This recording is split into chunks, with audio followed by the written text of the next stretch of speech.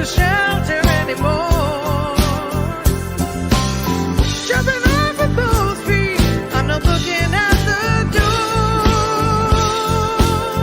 Hey, hey. What I want most from you, knowing that you see it through.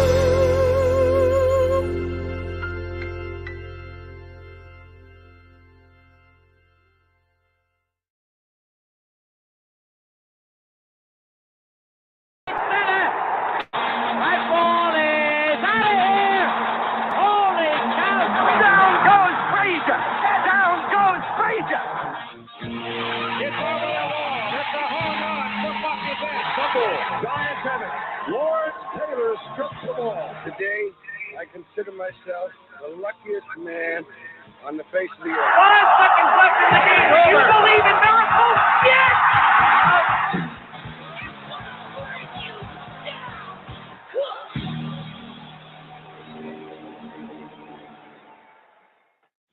Hi, this is Geezer Butler, and you're listening to Hard Rock and Sports with Jeff and Tom. With Jeff and Tom. Hard Rockin' Sports with Jeff and Tom. Hard Rockin' sir. Sports with Jeff and Tom. It's Hard Rockin' Sports with Jeff and Tom. It's Hard Rockin' Sports with Jeff and Tom. Hi, this is Jeff Tate, and you're listening to Jeff and Tom on Hard Rockin' Sports. I can say it right now. I can say, this is Joe Satriani. You are listening to Hard Rock and Sports Radio with Tommy and Jeff. Go Jets. Hi, this is Mark Planner, and you're listening to Jeff and Tom on the Hard Rock and Sports Radio Show. Hey, Rock fans, Mark Gutstock and Trickster, hanging out with my good buddies, old Jeff and Tom, right here. Oh, Hard Rock and Sports. You listen, crank it up. Hi, this is Vinny Appice, and you're listening to Hard Rock and Sports with Tom and Jeff. Hey, this is Ken Aronoff. You listen to Hard Rock Sports with Jeff and Tom. Hey, this is Big George Foreman, and you're listening to Hard Rockin' Sport. Don't you change. Whatever you Hi want. out there, this is Andy Parker from UFO, and you're listening to Hard Rockin' Sports with Tommy and Jeff.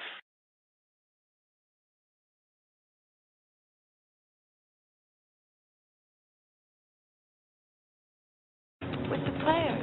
Live direct from hell, final.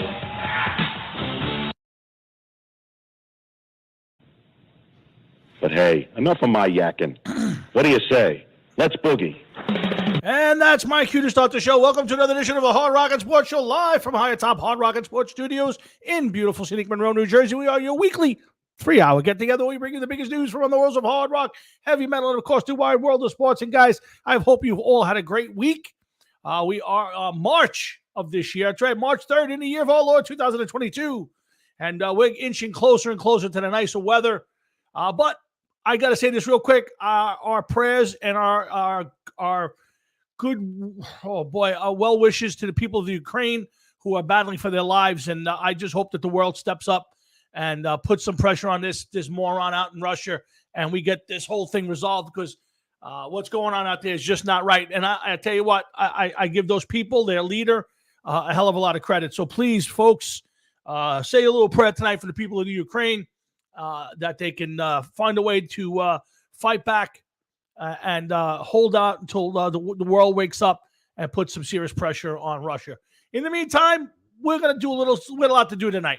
We got a ton of sports to talk about tonight. A little bit of music, but we got a ton of stuff. We got the Major League Baseball lockout. We've got NFL Combine. We got let's see. There's a ridiculous amount of money being paid to football announcers. I don't know what people are thinking about. Well, I'm sure Jeff's going to feel the same way I do. Who cares who announces the games anymore? But we got a lot to get to. And you heard the opening of the song. We got a special guest tonight. The lady who was singing that tremendous song with an amazing voice. I hope she goes by the name Michelle Ryder. I see her Facebook's a little different but we have Michelle Ryder, the lead singer for the band Side Hustle. And if you haven't heard the show before, you don't know that our good friends up in Canada, Sean and Dave, from Barstools and Band Talk have a little side hustle, as they call it, and their band has a new single out, and Michelle was the star of that video, and we're going to have her on in a little while. So thank you to both Sean, Dave, Michelle, everybody from the band for letting us play that song to open it up. We'll do that every so often on the show. We love to play new music, and we love to play great music, and that is absolutely, that woman's got some voice, and the band's not bad behind him either. Sean's an animal back there. But we'll get to, hopefully Sean will pop up as well. Michelle will be on with us. We got a lot to get to tonight, lots to talk about, but I can't start the show off properly without getting my partner of 40 years, my dear buddy, and the sexiest guy on his side of the screen. He is, of course, Mr. Jeff Tomlinski. What's up, Hefe? What's going on, man? Dude, another Thursday night. We are into our third month of the year. Can you believe it? Yeah, it's moving along rather quickly, isn't and it? we are coming up on our our 8th anniversary coming up this July 31st. Can't believe it's been 8 years since this show's been on, and we're doing this together a very long time. Yeah. It's unfortunately time moves too quick, but by July we'll looking forward to July, Tom. I'm sure you watch your vacation. It's a little birthday. I got it. It's a little birthday mixed in there for Jeff. Jeff, never mind my birthday. What's July? Start a mini camp. Yes. Yeah, I don't listen. Everybody knows. Hold on. Fuck you, piece of shit. That's our new thing. We popped that in there now with the I figured you'd like that. I popped up on that this week. Yeah, so when we have in one of our moments, we could play that to somebody else, to each other. We have a little fun with that one. Unfortunately, I don't have that over here anyplace. Well, I told you anytime you want to be on the controls, then I'll let you log it on and start the show. 2 hours of that.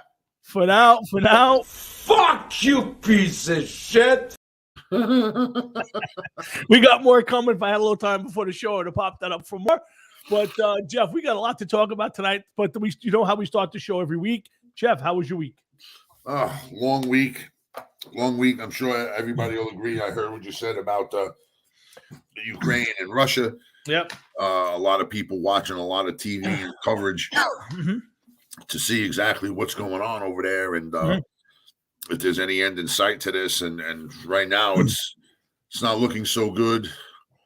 But listen, just got to hope that this thing doesn't escalate and draw people in that maybe don't want to be drawn in, Yeah, no, listen, you just hope, you don't know what Russia's end game is. I mean, listen, we know they want to take over more and more.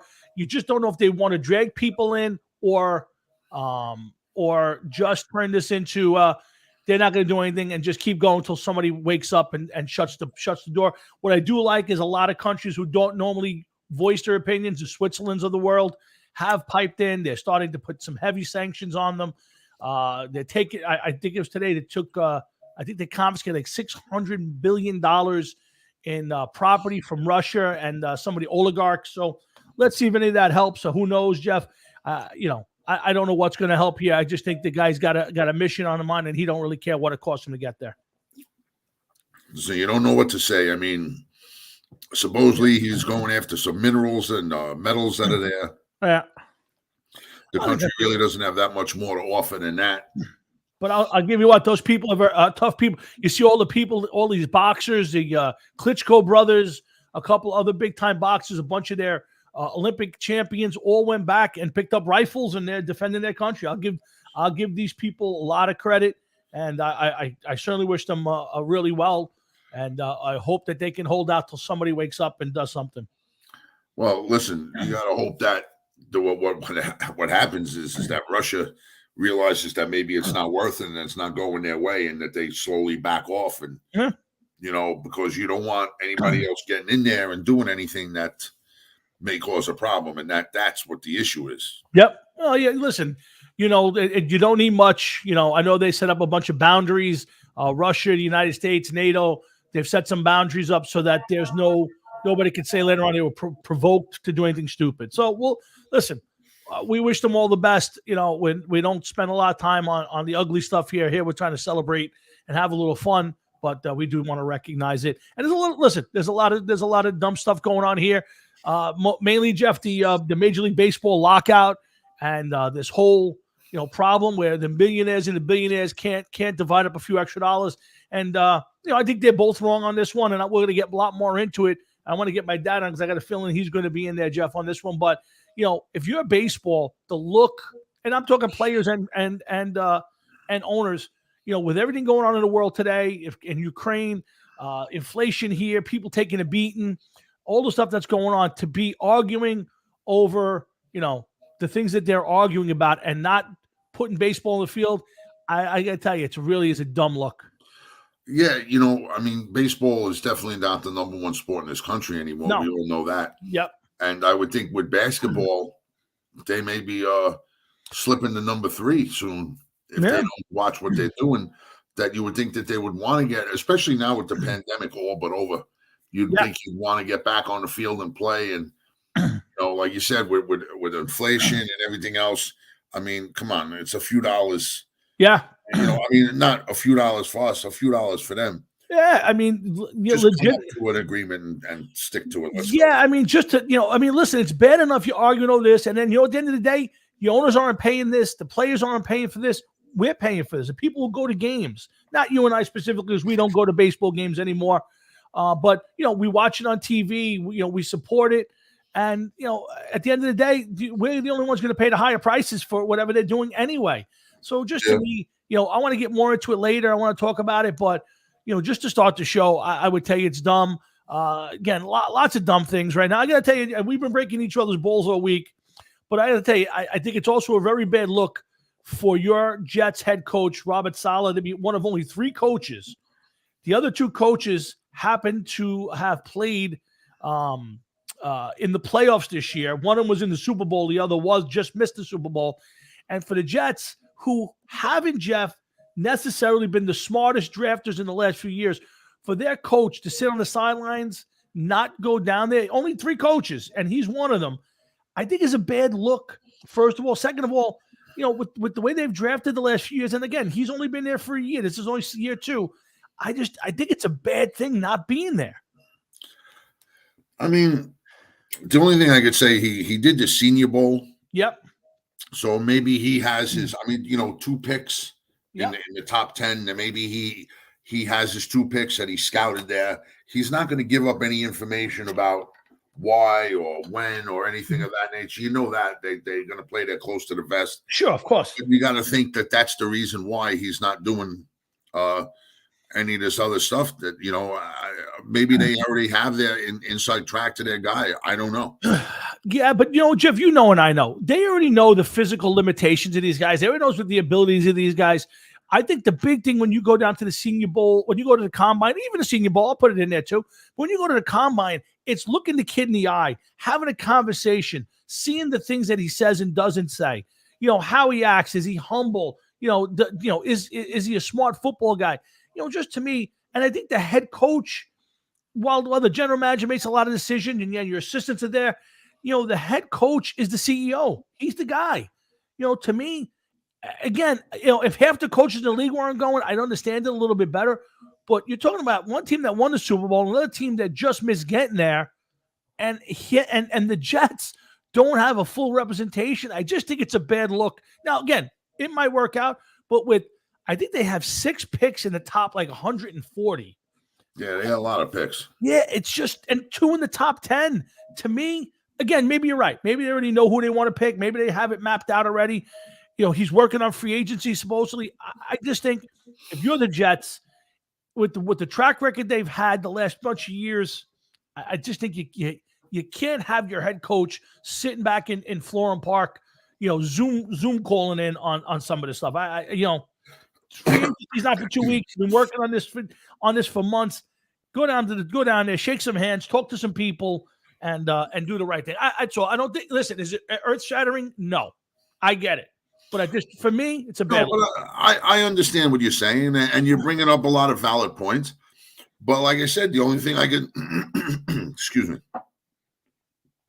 the only thing I could think of is a couple different things that really make sense. That either they talk to a bunch of people at the Senior Bowl, and that they know who they want to take with the first couple picks. That's one thing. Uh-huh. Second of all, even if they're going to build through free agency, Yep. still have 2 top 10 picks. You have to hit on both of them. Absolutely. 100% Okay? right. You Yeah. have to hit on Yeah. both of them. Yeah, if you the can't team's miss gonna this. take Yeah, a even for move. both teams. You're right. You can't. This Right. is a draft for both teams, and you can't mess up. You don't get 2 top 10 picks, in your lifetime, unless you don't want to have 2 top 10 picks. It usually means bad things have happened in your life in your team. And the only other thing that I can say, I don't know if you're going to agree with me or not. Yeah, There is no star in this draft. I agree with that. Yes, Okay? there's There no, is there's no big nobody name. that is the pre-anointed number one. Yeah. There's no quarterback that anybody's talking about. They were just. I wish that I hope that John calls in or gets on tonight. They were saying about Pickett. They measured his hand size. He's just about 9 inches or something like that, or 8.5, whatever it was. He's got a small hand, basically. He was one of the top rated quarterbacks coming into the draft. So there's a lot going on. Yeah. And it makes you wonder, like, what exactly is going on with who's going to be number one? Yeah. Every time you read a mock draft, it's completely different. Yeah, it really is. I mean, to me, the best player, could be the kid from Michigan, Aiden. Is it Aiden Hutchinson, the pass rusher? That he could easily be the number 1 pick. There's a couple other guys. This is a weird draft, Jeff. This could be a lot of moves in the draft. And guys, remember, we'll be on draft night like we always are. We've been doing the draft show the last 4 or 5 years, and we'll be together this year. We'll see if Jeff wants to come down and do the show. We'll do, but either way, Jeff and myself will be on, and I think John's going to join. John Marhefka, the top dog at RFL, will be joining us, I believe, that night. So we'll be doing a little roundtable on the draft. But Jeff, to your point, yeah, I think a lot of things can happen in this top 10. A lot of things. There is no big star. There is no guaranteed player. You can see teams packaging and getting out. You can see teams moving all the way up to grab somebody. Well, they did say that they don't know if anybody's going to be looking to move up because there's no quarterback. Correct. And the first team that anybody may approach as far as a quarterback goes may be the New York Jets, because the first 3 or 4 teams or whatever it is, whoever they're picking, I think they're 6th or whatever. But basically all the teams that are picking up until the Jets make their first pick. Jets are at 4 and 10, I think. 4 and 10 the Jets have this year. Right, so the first 3 teams have a quarterback in place. Yes. So you got to see what happens. Yeah. As far as the Jets go. Yeah. Is anybody going to move up for Kenny Pickett or the kid from Missouri? I don't see it, but to me, those are guys who are going to drop. For it though. No, but to me, those are guys who are going to drop in this draft and probably get taken later, because there is you opened it up perfectly. There are no stars. There are no guarantees. There are a lot of question marks, and there's a lot of guys at the same level at their position. So there's a lot of things can happen draft night and before. And I think a lot of it's going to be decided, Jeff, on free agency. What happens to Rodgers? What happens with Brady? We're going to talk about this later, but there's some big names: Rodgers, Brady, Wilson.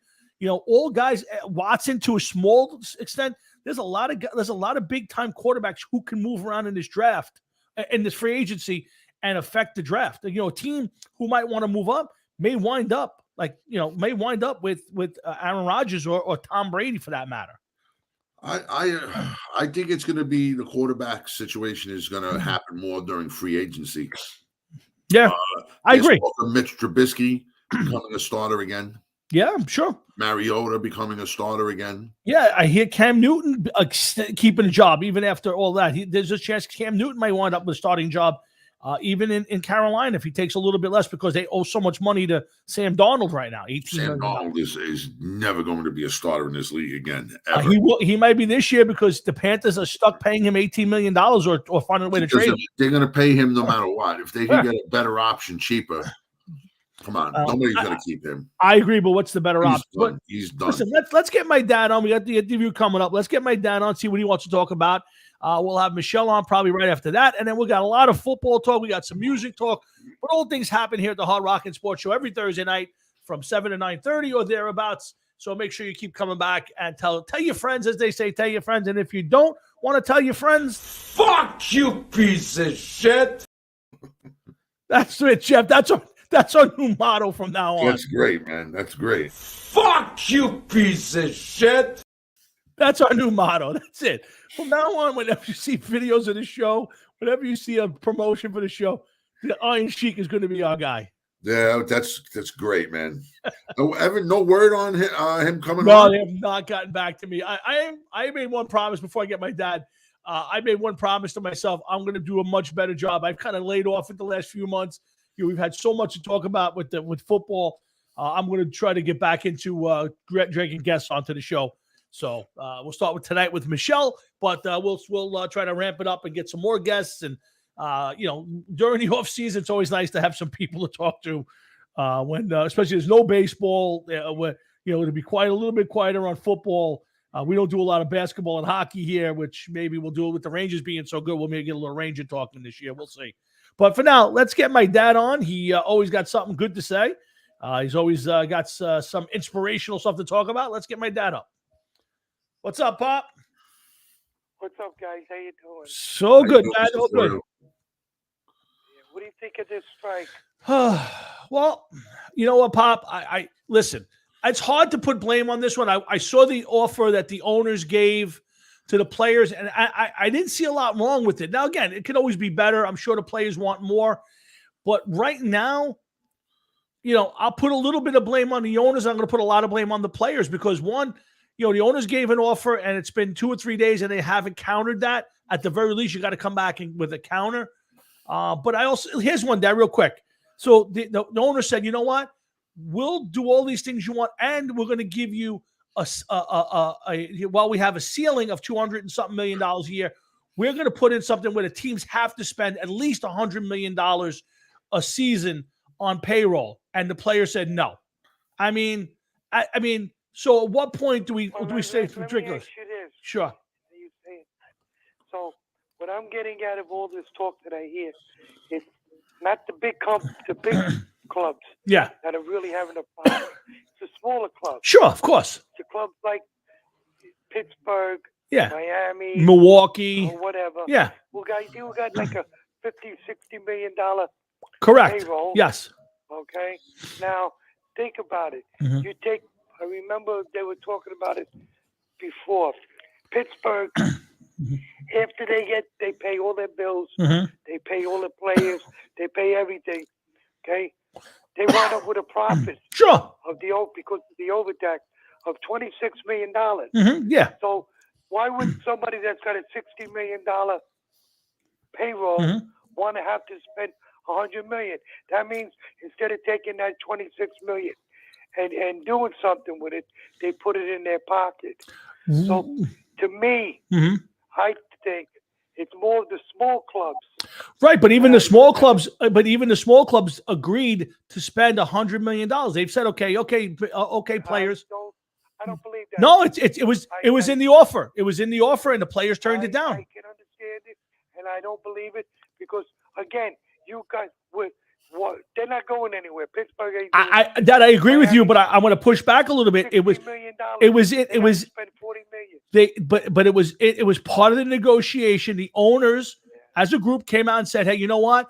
On top of giving a couple more dollars to the top end, we're going to set a ceiling, a plateau. Every team's got to spend $100 million on their payroll, or they're going to pay a fine, a sales tax, like the guys who spend over the money."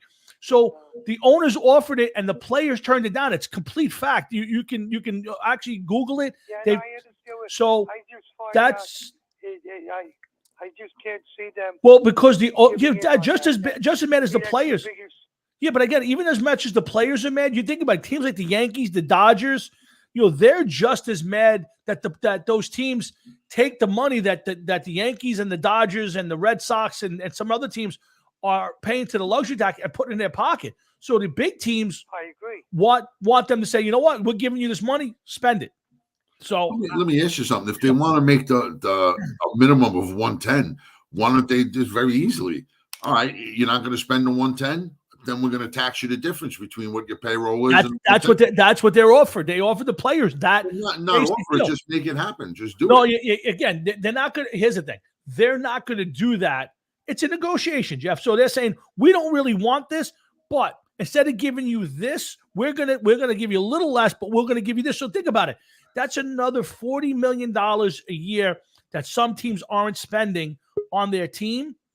And that's being put in the pockets of the players because they're going to have to give raises to some of their players. So think about it. If you have 9 teams, I'm just using 9 who are on the small market, that's $360 million that the players are now going to reap as a benefit, or the money goes as a fine and it winds up in some sort of a pool that the players get to put their hands on. So that's why to me there's a problem. You used the Pittsburgh Pirates and you said that they made $26 million.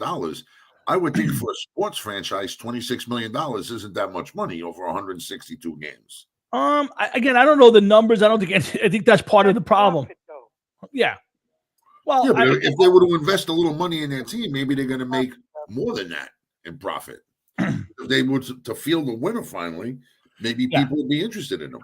Correct, and I think that's what the players have been pushing for. That is for these teams to spend a little money to get more competitive at the end of the day. And again, I don't think either side is right or wrong here. I don't think I will still side with the owners to a certain extent because the players want to make more money without having any sort of a penalty on their end. If a team loses money, and I don't know if anybody's losing money or not, but if a team's losing money or making very little, the players are still going to make their money regardless. And I think that's why, to me, if the owners are trying to make a lot of money, they have every right. They have all of the liability here. So I'm not against the players, but to say that the owners are making too much money makes no sense to me.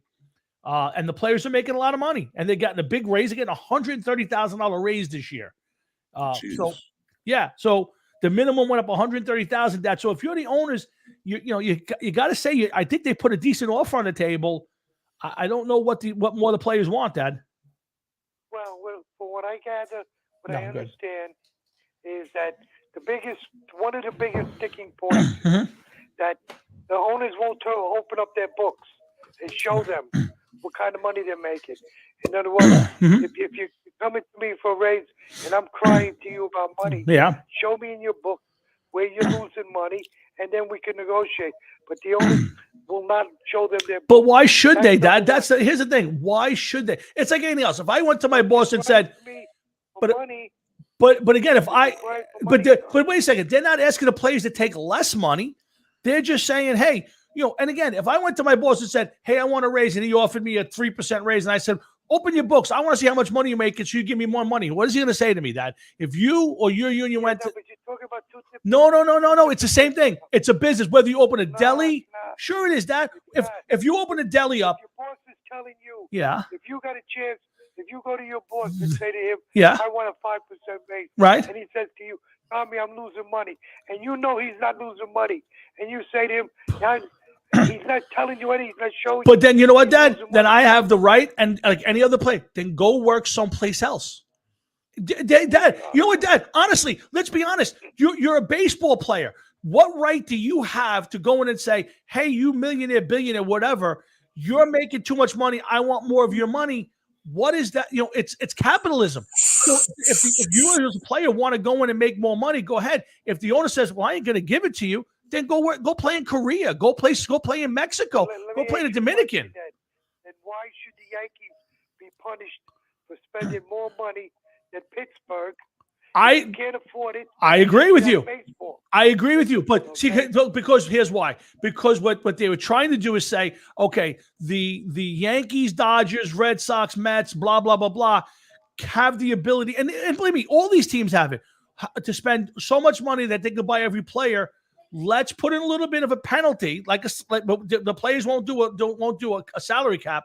Let's put in this penalty so that way we try to keep it fair and balanced. So that way, if they overspend, the teams that aren't spending.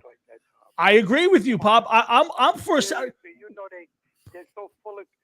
But again, but who cares? Everything that's been the draft, the tax was all done for the against the Yankees. Oh, I'm not disagreeing with that. Up to 63, 64, because the Yankees every year had the top players. Then the Yankees started buying players. Then they put in the tax for. It's like when you had a mom and pop grocery store and A&P opened up across the street. Yeah.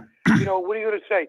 You're putting this little guy out of business. I agree with it. Yeah. Dad, I agree with you. But here's the thing: if you opened up a grocery store tomorrow, right? You went and you opened up a grocery store and you're making money. Does your employees have the rights to walk in and say, "Hey, Mr. Florio, I want to see what you're making because if you're making a lot of money, I want some of your money." What would you say? You say, "Go scratch. You out of your mind? I can make whatever I want. I put the money up. I take the risk every day. It's my ass on the line every single day. You'll make whatever I feel like paying you, and if you don't want that, go play someplace else." And I'm sorry, I agree. I'm not going to sit here and blast the owners for making money. They take their millions, hundreds of millions of dollars, they put it out on the table. Now, again, are they all making money? I'm sure they are. How much?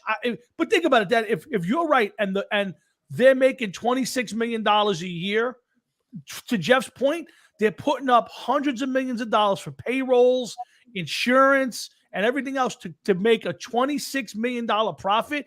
Not bad. I'm not telling you I wouldn't take it, but to me, at the end of the day, you know, the owners, it's capitalism. They're allowed to make whatever they want. And if the players decide, hey, this isn't good enough for us, then go play in another league, go play for a different team that is paying money.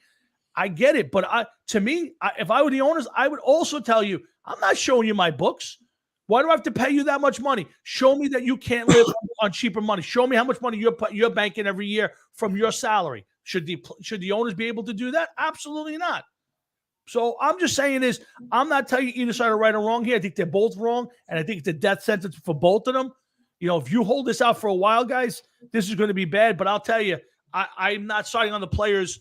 You're getting $130,000 minimum for the minimum salary raise. You know, they're putting a ceiling on where they're going to 9 teams, if you want to call them, are going to spend another $360 million a year in payroll. For me, the players look bad on this one. But they all have a hand in it. No, that you mean you, Dad. Jeff's talking to somebody. Oh, okay. Yeah, my dog nipped me today. See, everything that's done is always because they wanted to get back at the Yankees, and there should be a cap.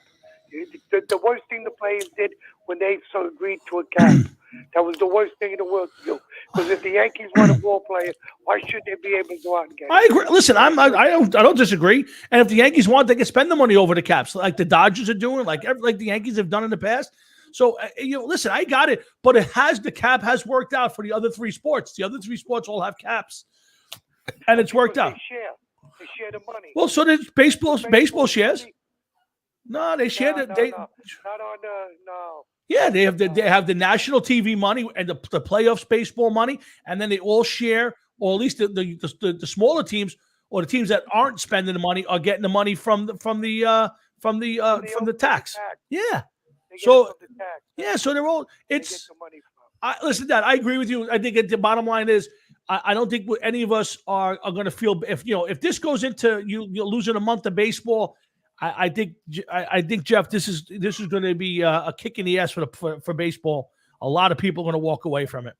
I can't believe that more people don't walk away as it is.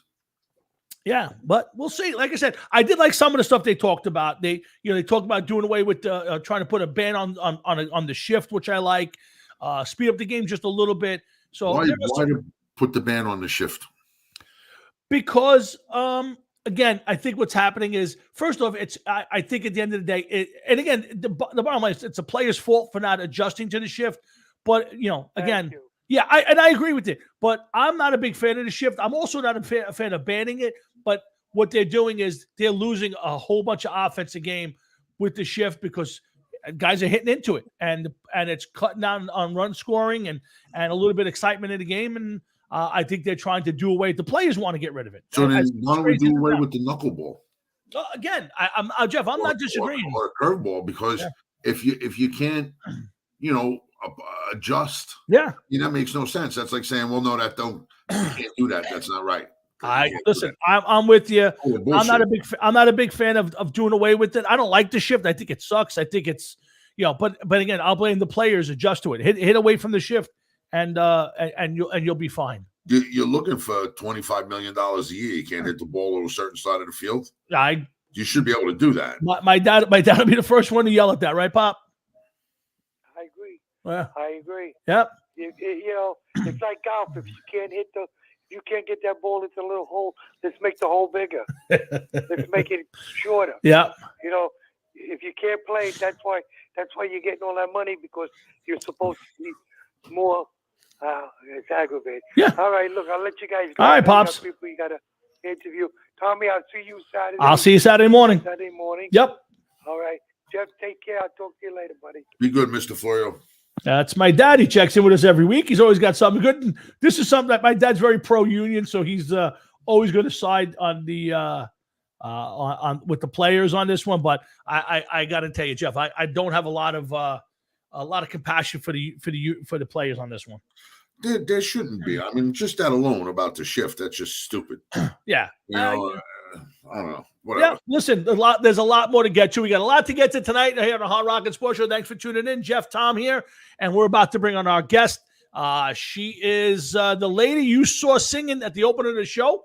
She's the lead singer for the band Side Hustle. She's also a big sports fan, played a lot of sports herself, comes from a family of athletes. Her dad was actually drafted by the Montreal team in the CFL, and I believe her son played some high school and maybe college ball. I got to go back to my notes. But in the meantime, she has done us a favor by coming on this show and hanging with us. I'm just looking for her banner that I wrote up, which I don't see here for some reason. I don't know what I did with it. Anyway, sorry, guys. She is, of course, Michelle Ryder. She is the lead singer for the band Side Hustle.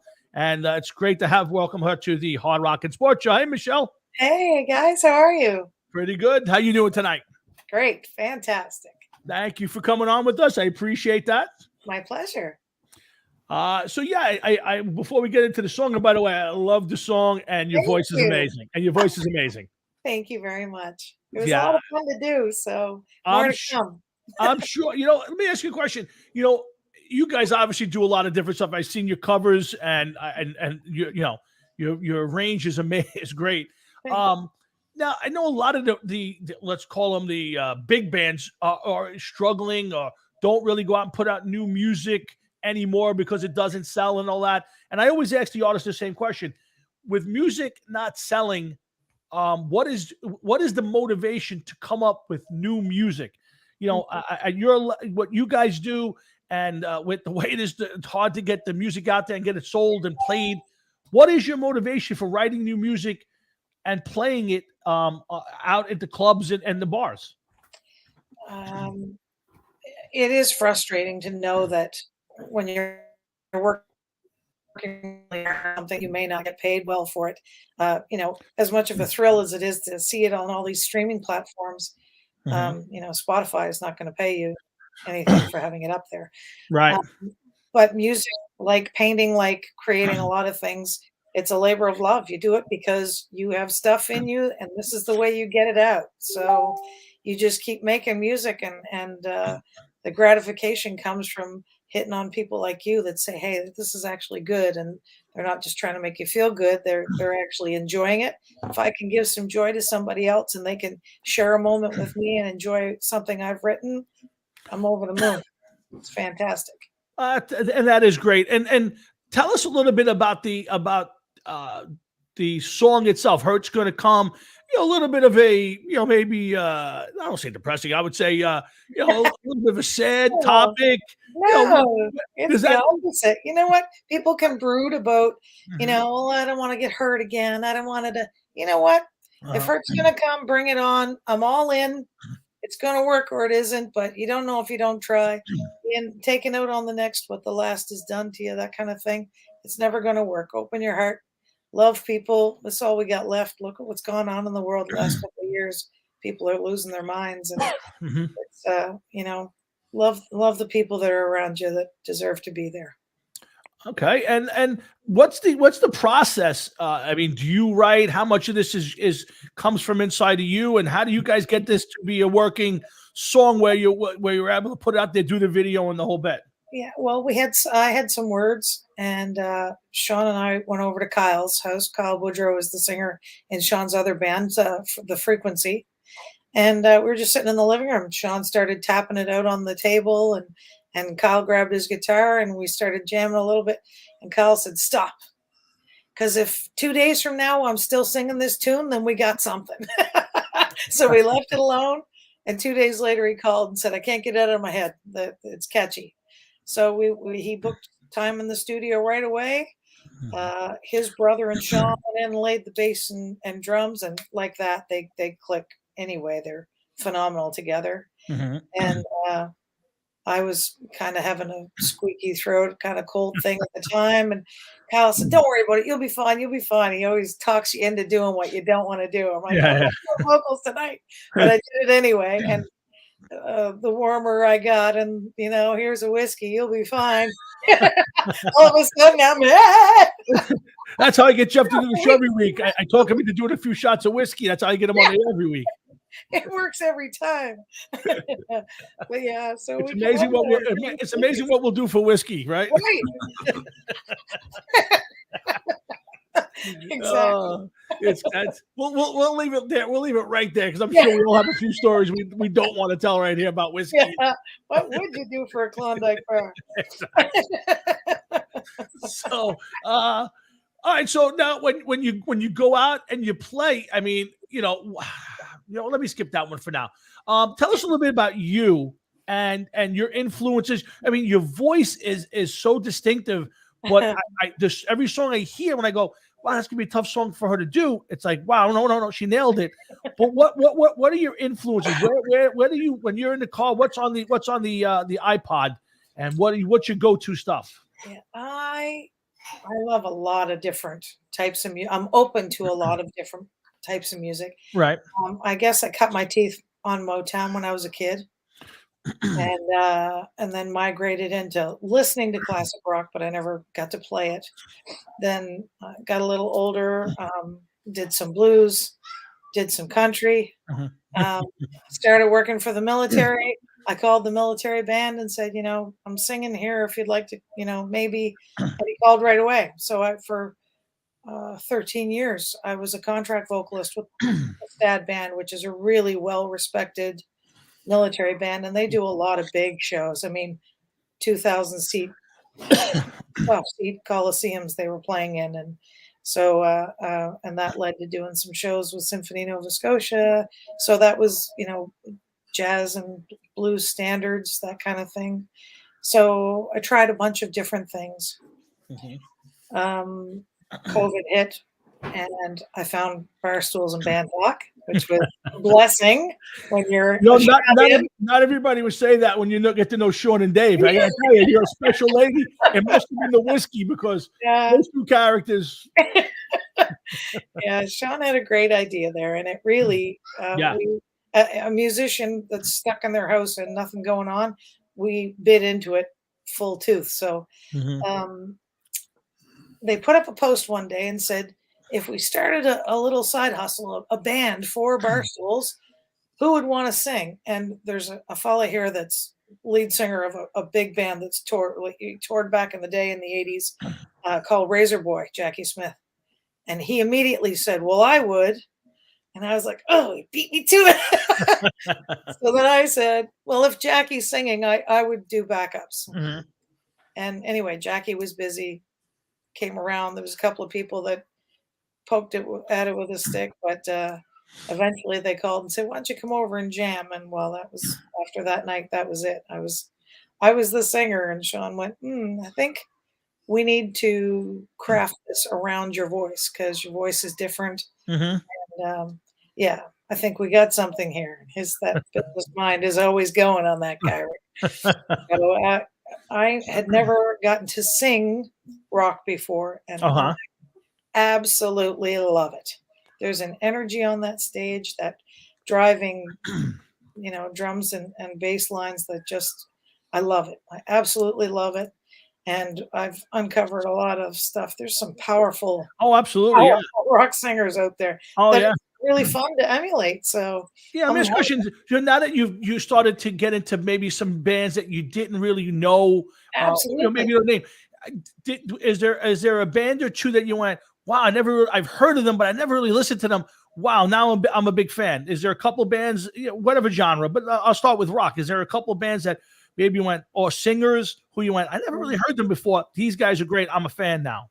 Yeah, well, the whole hair metal thing, I had listened to, Van Halen and Heart and that sort of stuff, but Sean is so deep into the 80s hair bands that I opened my whole I was never into the Warrant and the Poison and the Cinderella and the Dio and but Kiss.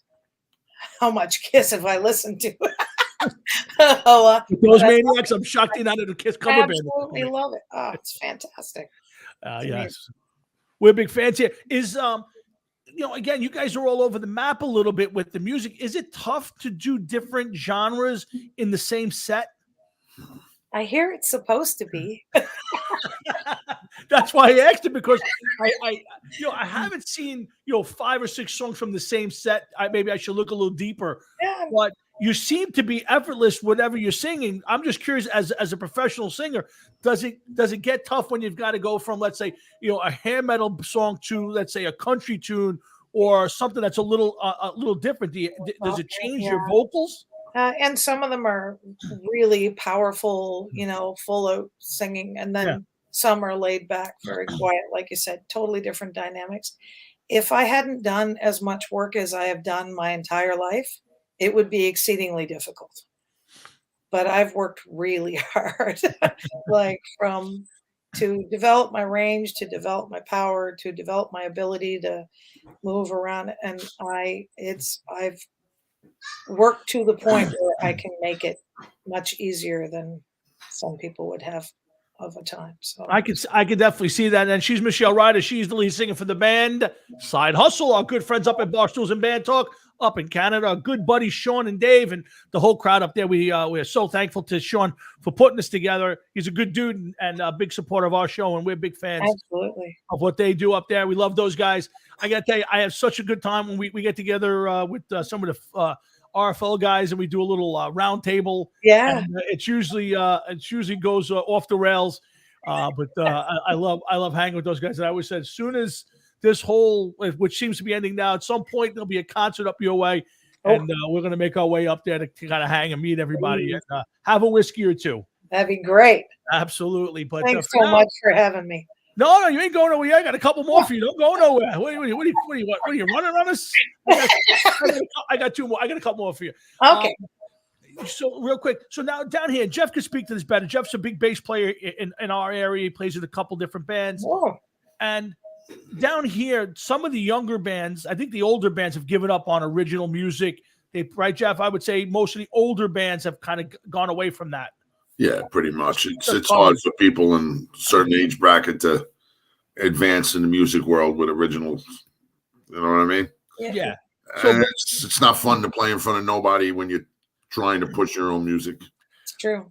Right. So now, with as good of originals as you guys write and you perform, obviously, is there a hope to maybe write a full, whether it's an EP or an LP, and then is there a market in the circuit you guys on where you could go out and play full covers, or is it one of those things you're going to play covers and then sneak in a couple originals to keep the crowd happy? What they've done here is divided it. So when we play the Monty's Cabaret that we put on the big shows on the weekends, the big rock show with all the smoke and lights, whatever, that's music everybody knows and they want to come out and party to, and that's all covers and that sort of thing.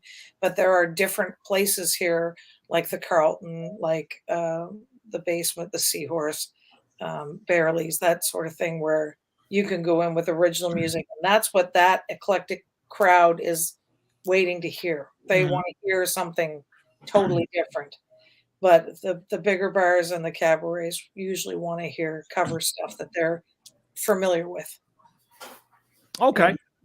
So it's easier to sneak in a couple of tunes in your regular set. Yeah. People will accept it a little easier. And that's fine. You know what? And I guess you get the benefit of the crowd, and you still get to get your music, your feelings out to people. And that's great. What Sean has smart in his marketing has done is we won't play that original because it wasn't all of our band that recorded that. Oh, okay. We'll play the video as an intro to our show. Oh, nice. Okay. So, and I think the plan is for him to build enough of a buzz in the market about it that people are looking for it at a certain point. So now I'm starting to get the, geez, I hope you do your new tune this weekend, or, you know, that sort of thing. So it's good. Yeah. You have to get it out there and build some popularity with it first.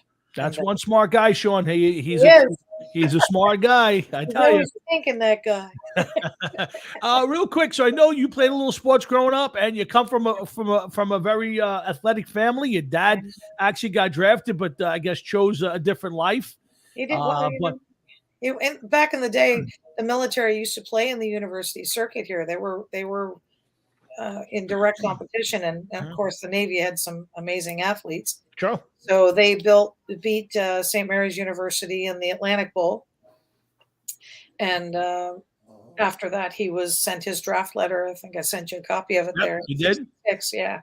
So they drafted him up there, and he went up to camp, and then he started thinking, you know, I'm a kid from Cape Breton who never really had much of anything. Do I live the dream and take a chance? And if I got hurt, I got nothing. Or where I came here with nothing and the military has made me into something, what do I choose? And he ended up having a very lengthy and successful career with the military and still got to play sports every day. I mean, if you were good, he played ball, he played football, he played hockey, he played broom ball, he was a cliff diver, he played water polo, and they supported things like the Olympics, that sort of thing. He got to be one of the consulate drivers for the Russians for the Olympics. And as a gift, they gave him a Russian bronze medal, which he gave to me. So now I have it and a story. So yeah, I think in the long run, he probably made the right choice for him. But it's hard, you know, when you get the chance. The big dream is to go to the show, right? And you get the chance to be there. And then you got to be a grown-up and make a good decision. And yeah, the good decision is not always the right decision, or I can say right. It's not always the decision your heart wants to make, but the head usually wins out. Because he was extraordinary. He really was. He had a really, really good career with sports in the military. So very, very popular guy. So well, I'm sure he has no regrets over it, and it's all worked out fine in the end. And it's really worked out fine because we got to hear some great music, and we continue to hear some great music from his daughter. So I hope you keep making some new music. Keep posting the cover shows and everything in between. And please, please, please come back on whenever you feel like it. And whenever you got something new to talk about, just do me a favor. Don't bring the other guy with you because he can definitely drag the show down. He's got no personality. I'll make him do some work. That's one of the best people I've gotten to meet through this show. And I appreciate you and him. Please pass on my hellos. I'm sure he's somewhere listening in, I hope. And he knows I'm just breaking his balls because I love him. Absolutely. So give my best to everybody. Again, great job. Everybody should you know what? Where can people buy the song, or is it just out it's on all the streaming platforms, and it's on YouTube. Yep. You can find it anywhere. Apple, Spotify, all of it. Well, guys, if you guys are smart, and you'll hear the song every so often on the show, but if you guys are smart, you'll get out there and get your hands on. Hurt's going to come from Side Hustle, and their singer, the one and only Miss Michelle Ryder. Michelle, thank you for popping into Hard Rock and Sports. We'd love to have you back. I'd be honored. Thank you so much for having me. It was fun. You're very welcome. Take care, Michelle. Have a great night. Okay, Jeff. So we're back to me and you, and let's do our thing. Okay. All right. So again, guys, thanks for popping in. That's Hard Rock and Sports Show Thursday night here on the Hard Rock and Sport Network. Jeff, let's talk a little bit about announcers. I don't know if you're paying attention to it all out there, but do you see the contracts and the controversy? Troy Aikman's left Fox and is now going to work for ESPN on Monday Night Football. Al Michaels has left NBC and is about to sign a deal with Amazon, but he's not signing the deal yet until he knows who his partner is going to be. Let's see. Amazon's looking for a lead analyst. Fox is now looking for a partner for Joe Buck. But Jeff, Troy Aikman got, I think, 5 years, $100 million. A couple of years ago, Tony Romo got what's he got? 10 years, $100 and something million. Jeff, does it matter to you who's announcing a football game? It kind of does, yeah. Does it really? Yeah, Chris Collinsworth is so stupid. Mm-hmm. I can't stand watching a game with him. I really can't. I'd rather watch Joe Buck. But let me ask you a question. If let's say it's a big game, I don't even know the team. Let's say it's I don't know. What would be a big game for you right now? Kansas City and Buffalo. Okay, great game. Can you tell me who the announcers for that game? Let's use last week, this playoff game, one of the best games of the season, if not the best game of the season. Do you remember who the announcers were? No, of course not. Okay. Do you know who the quarterbacks were for that game? Yeah, of course, Mahomes and Allen. My point is, I'm going to if it's a good football game, I'm tuning it on. Now, do I want to hear Troy Aikman? No, I don't. I'm not a big Troy Aikman guy. Do I want to hit Chris Collinsworth? I don't want to hit Chris Collinsworth. I agree with you. What I'm saying is, if I'm tuning into a game, it doesn't matter to me who the announcers are. Now, I might go, oh, I can't listen to these guys. But if the game's a good game, I'm going to watch the game regardless. To sit there and give these guys hundreds of millions of dollars for they don't bring anybody to the table. You know what I'm saying? Like I don't think there's anybody that's putting on the game to listen to these guys per se. Correct. Back in the day, you could make the argument that Summerall, Madden, if you had the option, which you probably didn't. If they were on, they were the only game on. But if you had the option, they're probably one of the only people you would say, Summerall, Madden, Joe Buck, Aikman. I'm taking Summerall, Madden in a heartbeat. Or you might just watch their game just to watch Summerall and Madden. There isn't a pair of announcers out there now that I could tell you I have to watch whenever they're on.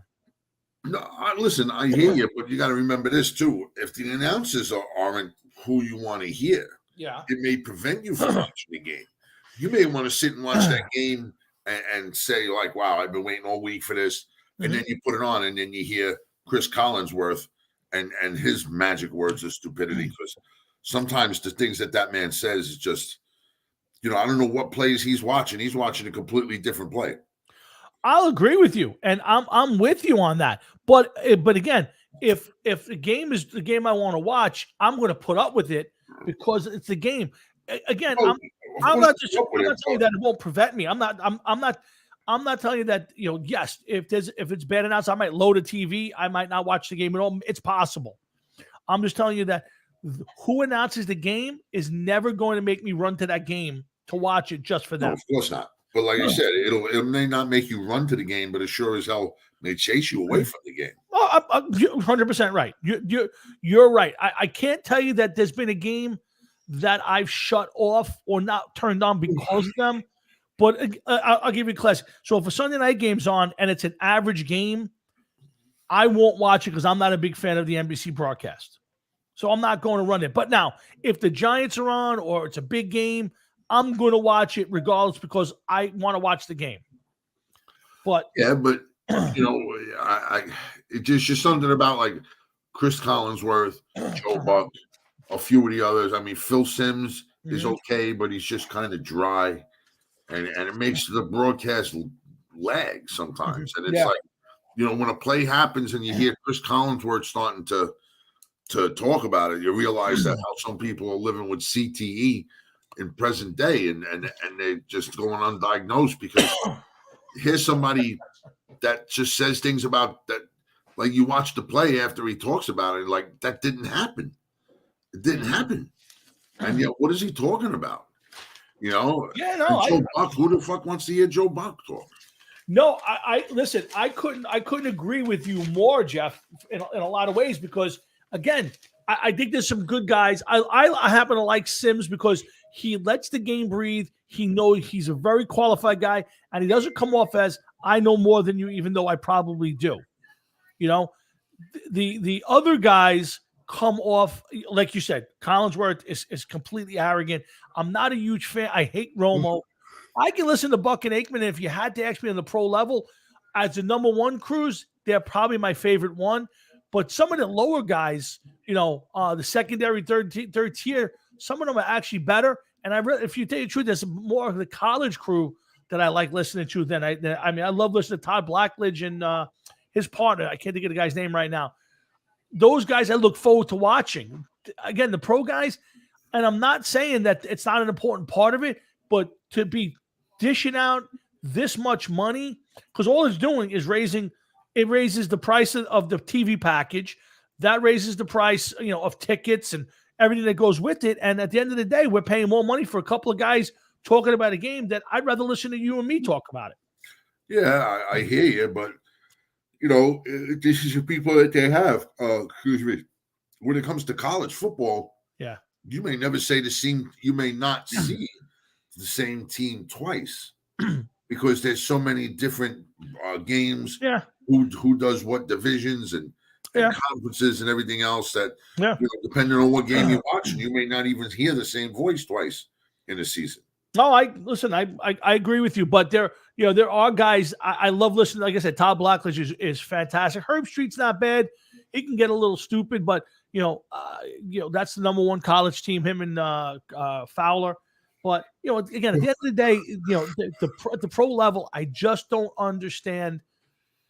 I just don't understand that whole thing of people paying this money for these guys who, again, I don't make any special, I don't make any special effort to go to listen to the game. So, it is what it is. It just annoyed me when I saw it, Jeff, and I figured I'd have to bring it up. And it affects everything. When you're spending that kind of money, we just start paying more money for Amazon. Now Amazon's in the in the sports TV business. It's only a matter of time before Netflix and some of these other places start going for packages. Yeah. So it is. Listen, it is what it is. It's not affecting my day job, but like I said, just something we talk about here on the show. Let's see. Let's move on to some other stuff here. I want to talk about the quarterback carousel. I'm gonna give you some more options. We could talk a little bit Jets and Giants and their needs. We could talk about the quarterback carousel. I got a whole 2 pages of quarterbacks out there. We could talk. Let's see what else on my list here, Jeff. We're gonna talk about the Giants right now. That's one of your favorite subjects. I know that usually elicits a smile and the whole. It does. Fuck you, piece of shit. But they're so sad. Well, the purge has started. We've seen it now. I don't know if you're paying attention to it. They've already cut 2 players. Kyle Rudolph, a little bit of a big disappointment. Kyle didn't necessarily do what the Giants expected to be a big target in the red zone. Devontae Booker, who had a decent year, teamed with Saquon Barkley for a less than adequate running game. Both were casualty cuts, and now they've asked Sterling Shepard to take a major pay cut or move some money around. So, Jeff, the purge starts. So the Giants are $12 million over the cap. They need to get to what they consider $40 million under the cap, which is $52 million. Jeff, at what point are you cutting enough talent where you're not going to be able to compete and be at least competitive? And can you really evaluate the players that you're keeping, the Saquons and Daniel Jones, by stripping the team of a lot of, you're talking about getting rid of Bradbury. They're talking about, some major guys being cut to save money. At what point are you doing these guys who are on the bubble and your fans a disservice by cutting the team that much? Well, one, it's not, I wouldn't call it a disservice. It seems like it's a disservice, but you got to strip it down to build it back up. But here's the thing. Yeah. You got guys like Daniel Jones and Barkley that you don't see being here within the next 3 to 5 years. You should move on from them because you're right. You're not going to be able to get a decent assessment. Are you going to be able to assess Daniel Jones if you cut all his receivers? Yeah. His 2 top receivers last year, Galladay and Kadarius Toney, combined for a whopping 0 touchdowns. It was sad. So now what do you have now? What do you have to rely on now? The passing game is going to be almost non-existent, and now you want to possibly but you want to take money away from Sterling Shepard. Listen, injured or not, I'm sure this man is not going to be happy about losing any kind of money. Yeah. He's not going to want to do that. especially since he's been here for how many years? Yeah. You know, so I mean, if you're in on a rebuild, then you need to be totally on a rebuild and just tear down and start all over again. That's what you need to do. Yeah. You can't half-ass a rebuild. Believe me, can't half-ass one, because if you do, it's just going to continue to go on and on and on and on and on. Yeah, no, I get it. You know, that's the idea, and I guess you're gonna, you know, it's going to be an ugly season, at least for the Giants. I'm not sure yet. I think, you know, I listened to a couple people this week, and they weren't wrong. You know, I think the Jets are a little further along than we probably get. I think the offensive line was better than expected, and that was without their number one pick from a couple years ago playing it all this year. So I think the Jets have a foundation now. Again, it's going to, a big part of this is going to be fixing the defense and how much Zach Wilson improves next year. But I don't think the Jets are going to be a laughing stock next year. I'd be surprised. But again, I think this free agency, which they have money, and this draft is huge for them. So, but the Giants, on the other hand, Yes. I'm not sure about. It's massive. And no, I don't think that the Giants, I think, are where the Jets were 2 years ago. Probably right. I don't believe they hit rock bottom yet. Well, you know what, Jeff, you may be right. Based on what they're going to do now. Again, you know, if the players work with them and they make a couple of right moves, it might not be terrible next year. But you know, having the bad contracts and a lot of guys who are going to be up in the air, and again, is it going to be fair to Daniel Jones? He's going to be on the bubble. You know, is he a talented player? We may never know, because you're right. It may bottom out next year. It might bottom out next year with less than a rebuilt offensive line, receiving core that's less than spectacular, and no way to bring in players to help. No, I mean, listen, I'm not big on Daniel Jones as it is. You know that. I know. Okay. I just don't think that the guy has it in him. Mm-hmm. And I think that you're making it harder on him, which makes it harder on you to even talk about this and attempt this with no help, nothing in his corner. I just don't see it. No, I agree with you. The problem is, what do? Do you go through another year with a bottom barrel guy like Mike Glennon that you did this year? Or do you say, okay, we already got to pay Daniel Jones. Let's throw him out there. Let's see what we get. And at least when he's out there, it's competitive. I'm not saying he's going to win 50 games next year. I'm not saying he's going to be a top player next year. But I don't know if you did, but there was a stark difference when he was on the field as to when Jake Fromm or Mike Glennon were out there. I'm sure there is. But how about this? Yeah. If you know that he's not going to be the answer, right? And you know that you're not going to advance one way or another with him. He's not helping anybody. He's not doing anything for anybody. Mm-hmm. Why are you going to keep him? What are you going to get out of him? If you could get 2 draft picks for him, then you got to consider like, okay, maybe to move on from him so that we could get something. I don't disagree with that, but the question is, okay, so if I would just say this, if you're able to trade Daniel Jones for 2 draft picks, great. What are the draft picks? What's it worth? And then are you willing to basically say, we don't have the money, we're going to have I won't even use Trubisky, because I think Trubisky would almost be the same as trotting Daniel Jones out there. It might even be better. I just don't think they can afford him right now. But what if you trotted out there? Think Trubisky would be better? I don't know. The guy's at least over 500 as a starter. I think he went to the playoffs once. I don't think he won a game. He did, yeah. Again, I'm not saying he's miles ahead, but you know, let's take him out of the picture, because I don't think they could afford to bring him in to be a starter. Let's say they traded. They possibly think that they're going to get for him, right? But let's say at this point, they trade Daniel Jones, they get a second and third round pick. Maybe that's high, but let's say they got a second and third round pick, so they take it. I mean, do we want to go through a season with a Andy Dalton at quarterback? Do we want to go through a season with Teddy Bridgewater? And these guys are all going to be more expensive and not much better than Daniel Jones. Is Andy Dalton going to help prove to you what players may be on that team, you think? Absolutely no, not at all. No. So again, who is going to be that? That's my point with Daniel Jones. What are you going to get if you get rid of him? And who can you afford to bring in that's actually going to at least give you a semblance of a real team? I mean, we saw with Mike Glennon, he was horrendous. Here's a guy who's been in the league for at least 7 or 8 years, and he looked like me showing up on game day throwing a football. The guy couldn't throw a football. Yeah, As a professional. But you also got to think, Tom, too. Okay, Mike Glennon's been in the league for how many years? When's the last time he played? I'm not disagreeing, but Jeff, it's not like he's 35 years old and hasn't started a game in 10 years. Here's a guy who was a starting quarterback in Chicago, I think 2 or 3 years ago. No, I think it was a little bit longer than that. I don't think it was that far back, Jeff. I'm gonna look him up right now for you, but yeah, please. I'm just Actually, saying I think he was even out of the league a year, wasn't he? I don't think so. Hold on, I'm gonna give you that. I'll give you his thing. Let's see. So Mike Glennon. Okay, it's loading up right now. Okay, so Mike Glennon was the starter in 2013 for Tampa. And then from there, Jeff, you're not far off. He started 5 games for Jacksonville in 2020, which is 5 of whatever games they played. Before that, he hadn't started a game since 2017 for Chicago.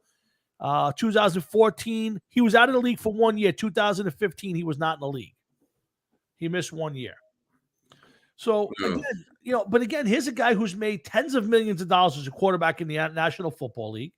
And he looks like he somebody can. fucking signed him for that kind of money, too. Right. But my point is, anybody who's going to make a difference is going to be too expensive for the Giants, whether it's Bridgewater or Dalton, who's a legitimate NFL quarterback. I think we both would agree Andy Dalton's a legitimate NFL quarterback. I don't think he's winning Super Bowls. But here's a guy you don't have to spend a ton of money, and some of these guys are not going to be interested in going to a team like the Giants. Okay, what I would do if I was you, if I was the Giants, what I would do is look for a quarterback that could play and be decent about it. Okay, well, first of all, this is what I did. Let me go back a little bit further. Yeah. First, what I would do is I would have been evaluating Daniel Jones. I would have never have said, "Oh, I think we could work with him." I would have said every position is open for competition right now as it stands. And they have said that. Okay, they did say they want to bring in a veteran free agent. And I'm going to tell you a couple of guys. I have the Post article with all the free agent caretakers and challengers, and they have said we'd love to bring in somebody if we can afford it to challenge Daniel Jones, and in case we do have a problem with injuries, because he's had that problem for the last for the last couple of years, we want to bring in somebody who can at least run our team and be competitive. Well, they should. I firmly believe that, without a doubt. So here's a list of the guys who are what they call free agent caretakers and challengers, guys who might not be starters anywhere as maybe starters coming out of free agency, but they're guys who can play. This is the list. Ready? Okay. Andy Dalton, that's one. Okay. Cam Newton. I wouldn't go with Cam Newton. I think Cam Newton would be a detriment. I would agree with that, and we're going to get to a little bit more of him in a minute. Ryan Fitzpatrick, who I would not bring in. No, I think he's too old at this point. Here's an interesting name. Actually, hold on. I would bring Ryan Fitzpatrick in if I had a young quarterback and you wanted him to learn from a veteran. Then I would bring Fitzpatrick in. He has a role in the NFL. It's just not as a full-time starter because you think he's going to do something for your team. Maybe help guide along a rookie, something of that nature. Yes. To me, a guy like Joe Burrow would be a guy you'd put Ryan Fitzpatrick next to kind of guide him in his career. Not that Burrow needs him now. I'm just saying. Not this year. No, I agree with you. I'm just saying is, if you are drafting a guy like, let's put it this way. Let's say somebody goes out and drafts this kid Kenny Pickett next year. You may bring in a Fitzpatrick to work with a guy like that. You know what I'm saying? Yeah. That might be it. This is an interesting name because he's had a little success as a backup now. And I'm not a huge fan. I thought he was overrated coming out of college. Is Marcus Mariota. Well, you know what? I don't know why anybody would want to think of him as other than a starter now. But I think that it's gotten to the point where some of these teams are going to try anything and anybody. Yeah. And they might as well. What's the point? What do you got to lose to starting Mariota? There's nothing no reason to not try him. Yeah, I mean, I think he'd be an inexpensive get, and the thing is, his game is developed into a lot like Daniel Jones, where he's got good legs. The the Raiders would bring him in and let him run RPOs, run pass options. He would throw the ball out of that. But they would, his game kind of mimics Daniel Jones, where you can run the same offense with either guy because they both have the same legs. Like you couldn't run the same offense with Mike Glennon that you did with Daniel Jones because Mike Glennon, not only can he throw the ball, but he can't run. So you're changing your offense. So Marcus Mariota is a guy you can think about. And then the last guy is Trubisky. The problem is Trubisky's probably going to be a guy who gets a real job this year as a free agent. I think he's going to wind up. He is a free agent. Yeah. So listen, a lot of people, his name is coming out of nowhere as far as getting another job, another shot in the league. But I don't know, Tom. I don't know. Yeah. How high is the ceiling for him? I don't think it's very high. I think he's hit his ceiling. I think he's a guy who's kind of a Jimmy Garoppolo light.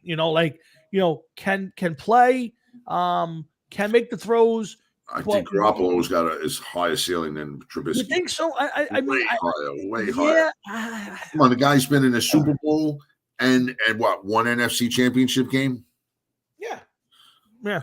Come on, Trubisky, he ain't getting near either one of them. I don't care. Listen, I think a guy like Trubisky on a good team is functional. I don't think he's a guy who you're going to put on a average team and he's going to make them better. He's not Josh Allen. He's not, Patrick Mahomes. He's not in that category. Even though he was drafted high in their ballpark, I just don't think he's that guy. But again, of that, let's put it this way: he wasn't expected to be that kind. But I want you to keep in mind one thing: you're talking about a quarterback that did go to the playoffs. I think it was 2 years in a row with Trubisky. I believe so. Yeah. And so when you say that, he's a good quarterback. Good quarterbacks go to the playoffs. Sometimes they win, sometimes they don't. Aaron Rodgers is supposed to be a great quarterback. He's got one World Series. One Super Bowl title to his resume. Yeah, and never been back to another one. So, but people still say he's the greatest in the league right now. So very true. As far as Trubisky goes, can we say that he's one of the better quarterbacks in the league because he went to the playoffs a couple of years in a row? No, not at all. No, not at all. No. I agree with that. All I'm saying is he's got a bit of a resume. There are guys in this league who have no resume, like Mike Glennon. Like there are a handful of those guys out there. Maybe Teddy Bridgewater, has a small resume. But out of these free agents, Jeff, is where I'm getting to. Dalton, Cam Newton, Marcus Mariota, Ryan Fitzpatrick, Trubisky. There's only a guy or two on that list just jumping off the page at me that I would say as a Giant fan, I would say as a veteran backup to Daniel Jones, or as a guy who might replace Daniel Jones if you do trade him. Nobody on that list is making me moist, and none of those guys are going to be are a guy that I would say, well, if we bring him in, he'll be a good guy for us to have on a bad team to make it a little bit better. So I think you have to go down to the next list of tradable guys. So you want to hear the tradable guys? Sure, man. Go on everything.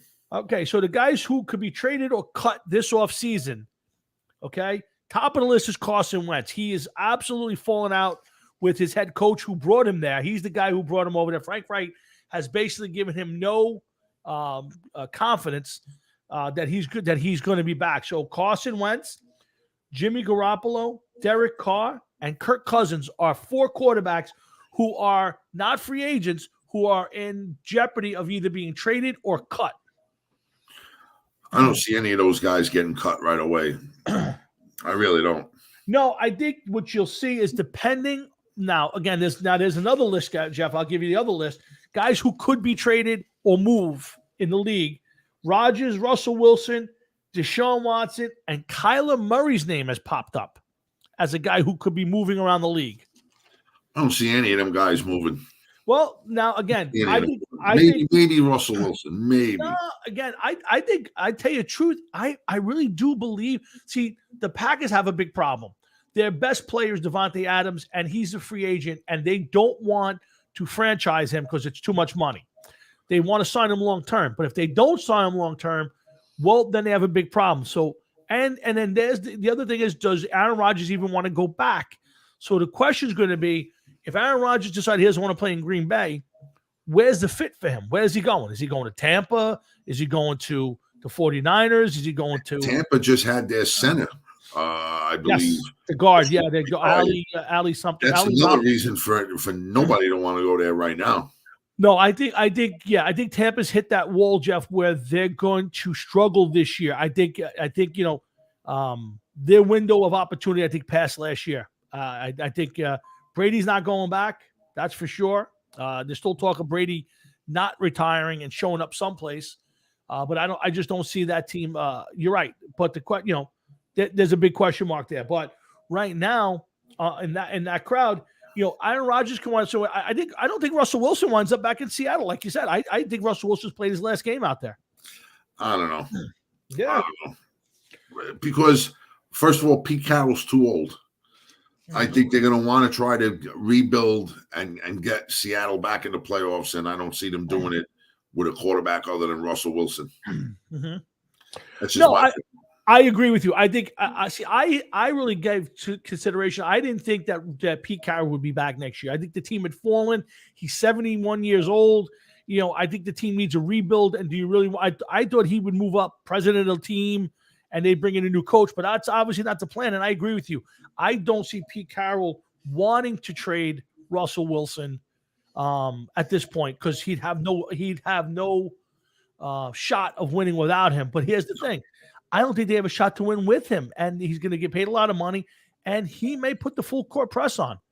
I think they have a better shot of winning with him than they do without him. Oh, that's an easy. I would agree that you couldn't be more right.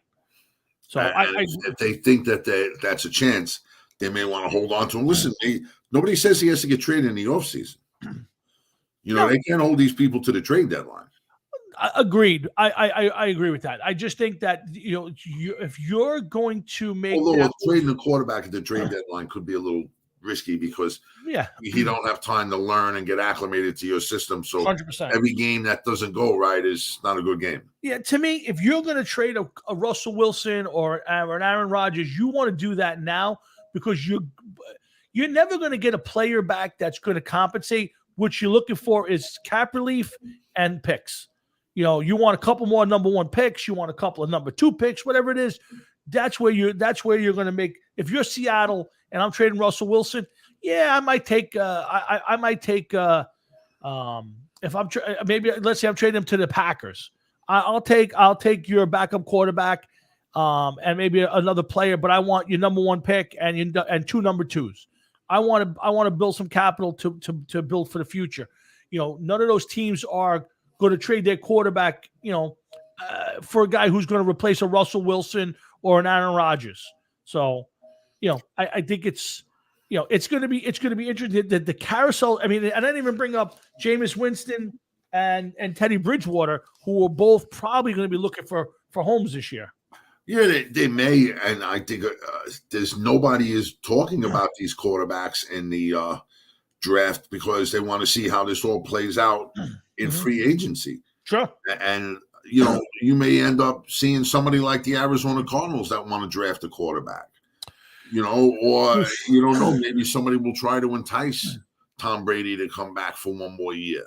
I think that's the case. I think that's the biggest question of the offseason is Tom Brady really done? I think if you gave him a shot to go to the Raiders with, they have Josh McDaniel, his old offensive coordinator, or back home to play in his old backyard in San Francisco where his idol Joe Montana played, I think Tom Brady's out of retirement. If those 2 options, if Miami called him or Green Bay called him, I don't think he's going. But I think if you gave him one of those 2 options to go play a year or so, I think Tom Brady's back and playing. I don't know, man. I don't know. Now, are you surprised that Kyler Murray? There's been some talk this week. Larry Fitzgerald Sr., Larry Fitzgerald's dad, who's a bit of a reporter and this and that, has come out and said that Kyler Murray is a spoiled prima donna who basically doesn't put in the work, is not the first guy and the last guy out of the place, and he's kind of fallen out with Cliff Kingsbury. He's another one of those guys who's scrubbed his social media of his of the team. You know, the team's no longer on his social media. Is that a little surprising to you? Yeah. Considering that, what is he in the league? 3 years? Something like that. Yeah. I don't really think that he should be throwing weight around. I don't think he has weight to throw yet. Yeah, agreed. But you should be on your second contract before you start bullying people into doing what you want them to do as a football player. Oh, 100%. My thought process. Yeah. So now let me ask you this crazy question. If you're Seattle, do you go, okay, we trade Russell Wilson to the Arizona Cardinals, bring back Kyler Murray and a pick? The Arizona Cardinals are immediately a better team because I think I'm not a huge Russell Wilson fan, but he is a bit of an upgrade over same type of quarterback, same build, same everything. And Seattle gets their young quarterback to build for the future. Yeah, but the young quarterback that you want to now bank the future on is the one that spurned his team and his coach that, they wanted to come in together, do great things together. Yeah. Now you're saying that there's some issues between them. So why would you want to bank your future? If anything, I think that the level of quarterbacking in the NFC West, depending on what happens, may drop. Oh, sure. With Stafford being the oldest, let's say that Russell Wilson leaves the division. Right. Let's say that Kyler Murray leaves the division. And let's say that Garoppolo gets traded. Wow. Okay. Well, if Garoppolo goes, it probably means they either got Rodgers, Brady, or somebody of that ilk, because I don't think they'd make a trade for Kirk Cousins or Wentz. No, they put Trey Lance in. That's, what? You're absolutely right. Didn't think of that. You're right. They may go. I know that Kyle Shanahan's dying to go to that kind of offense, so you may be 100% right. Yeah, what's the sense of getting rid of Garoppolo? If you're not going to play Trey Lance, what's the sense of getting rid of Garoppolo? Well, let me ask you the question. If you're San Francisco, you just missed the Super Bowl this year, and you have the ability to get Aaron Rodgers for 1 year, do you go for it? No. Really? No, I would not want Aaron Rodgers on my team right now. If I was a general manager of any team, I am a New York Jet fan, okay? I do not know what the future holds for Zach Wilson. I would rather have Zach Wilson on my team than Aaron Rodgers, okay? Aaron Rodgers is, I don't want to say spoiled. I don't know what you want to call him, what you want to say about him. Arrogant, narcissistic, dirty looking, whatever. Okay. I just do not see the point of wanting to keep Aaron Rodgers on my team or even get him on my team. He ain't a long-term answer by any stretch. Right. Okay. So you're not going to have him 5 to 7 years. I just don't see it. If you're lucky, up to 3 years, maybe up to 3 years, maybe. Okay. The guy could start breaking down. We said this every year about Brady and Breeze and some of the other guys, and it's proven. Okay. Some of these guys hit 40 years old. That's it. Roethlisberger just left a whole quarterback class. Rodgers, Roethlisberger, Rivers, and Manning all gone. All in 3 years, yeah. All in 3 years of each other, okay? So what's to think that, Aaron Rodgers, he ain't going to be the next one to go out the door? Can't argue that, yeah. And so that's why I would not want him as... Even for 1 year? You're this close. You're this close. Trey Lance ain't ready. You wouldn't bring Rodgers in for 1 year. Trey Lance isn't ready. If he was ready, he would play last year. Well, you had Jimmy Garoppolo from the play behind for 1 year. Look what happened when Patrick Mahomes became a quarterback of the Chiefs. True. Okay, how many teams passed on Mahomes? How many teams passed on Mahomes and Josh Allen? Quite a few. Okay, and then look where both of them are right now. You're talking quite possibly 2 Super Bowl caliber quarterbacks right now in the AFC, no? Yeah, I would agree with that, sure. Okay, so perennial, sure. One don't know how one's going to work out in the NFL, but I tell you this much: now's the time to find out because there's no quarterback to take right now. So I would throw Trey Lance out there right to the wolves and be like, all right, sink or swim, because if you don't swim next year at this time, you'll be with somebody else. We're not going to hold on to you and nurture you along. You're either going to be able to play or you're not going to be able to play. It's an interesting you might as well get the year out of the way because maybe next year, maybe the quarterback is in the draft. Maybe there's somebody, I don't know who's going to be in the the draft for next year. Well, I the don't kid, think from the kid from Alabama, who's again, I'm not a huge fan of his style, but he's the best player. He was obviously the Heisman winner this year. He'll be back next year to Alabama, and he'll be probably the star of that draft, depending on how he plays next year. All right. So listen, it gives them a little bit more options. Is there? If you get rid of Garoppolo, who's young and everything, young for a quarterback, he'd be on his third team. This wasn't Jacoby Brissett or something that was on the Patriots too. This is a guy that seems to be a pretty decent quarterback in the NFL, proven that he could play. And I don't know. I would want to make sure that Trey Lance. I don't see the point of him sitting. He's not going to be able to do anything sitting. You got to get him on the field. That's why I hate when they draft these quarterbacks and they're like, well, he'll sit for a year or two. All right, so you just wasted 2 years of this guy's time and 2 years of your number one pick. He could be on the field learning, because even if you throw him out there in year 3, he's not going to turn around and light the league on fire.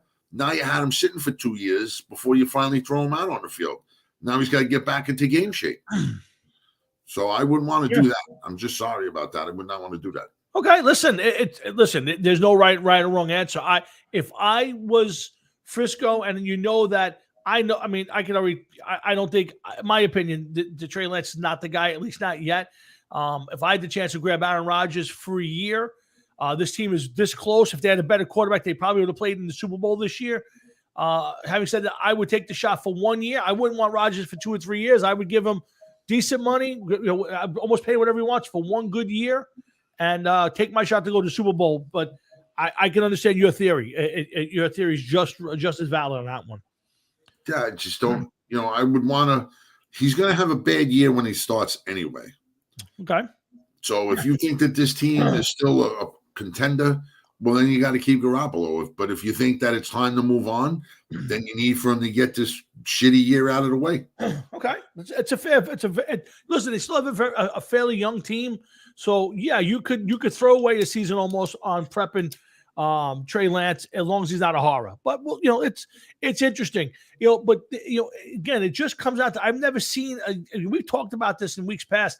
I've never seen a year where there's so much upheaval at the quarterback position. So many open spots, so many big name quarterbacks who are, could you imagine a year where guys who are potentially top 5, 7 quarterbacks in the league have a chance to be, bounce around the league with Rodgers, maybe Brady, Russell Wilson, Kyler Murray, guys who are probably top 10, top 12 quarterbacks, and they don't know where they're going to wind up, where they're going to be at this point. It's kind of weird, Jeff. Yeah, no, it's definitely weird. Definitely weird. It's definitely strange.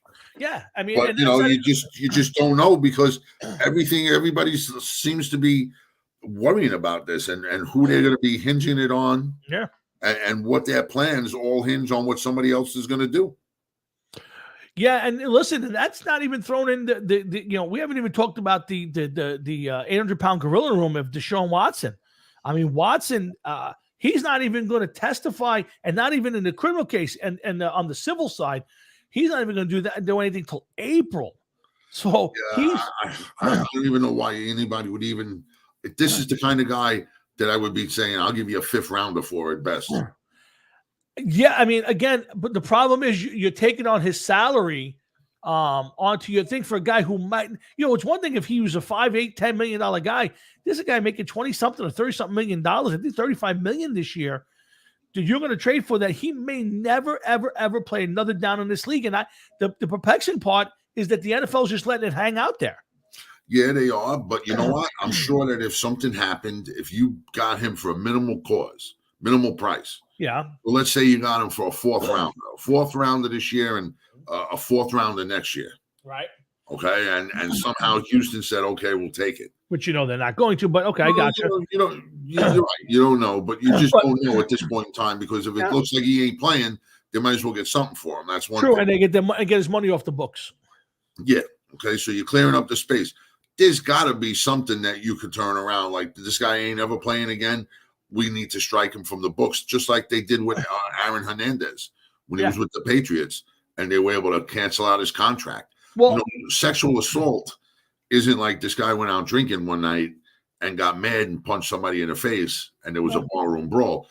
You're talking sexual assault. It's a pretty serious offense. No, I get it. And again, Hard Rocket Sports, that's Jeff. I'm Tom. We're here every Thursday night, 7 to 9:30. We do our sports talk each and every week, and we're glad you guys joining us tonight to have some fun. But you know what, Jeff? I agree with that.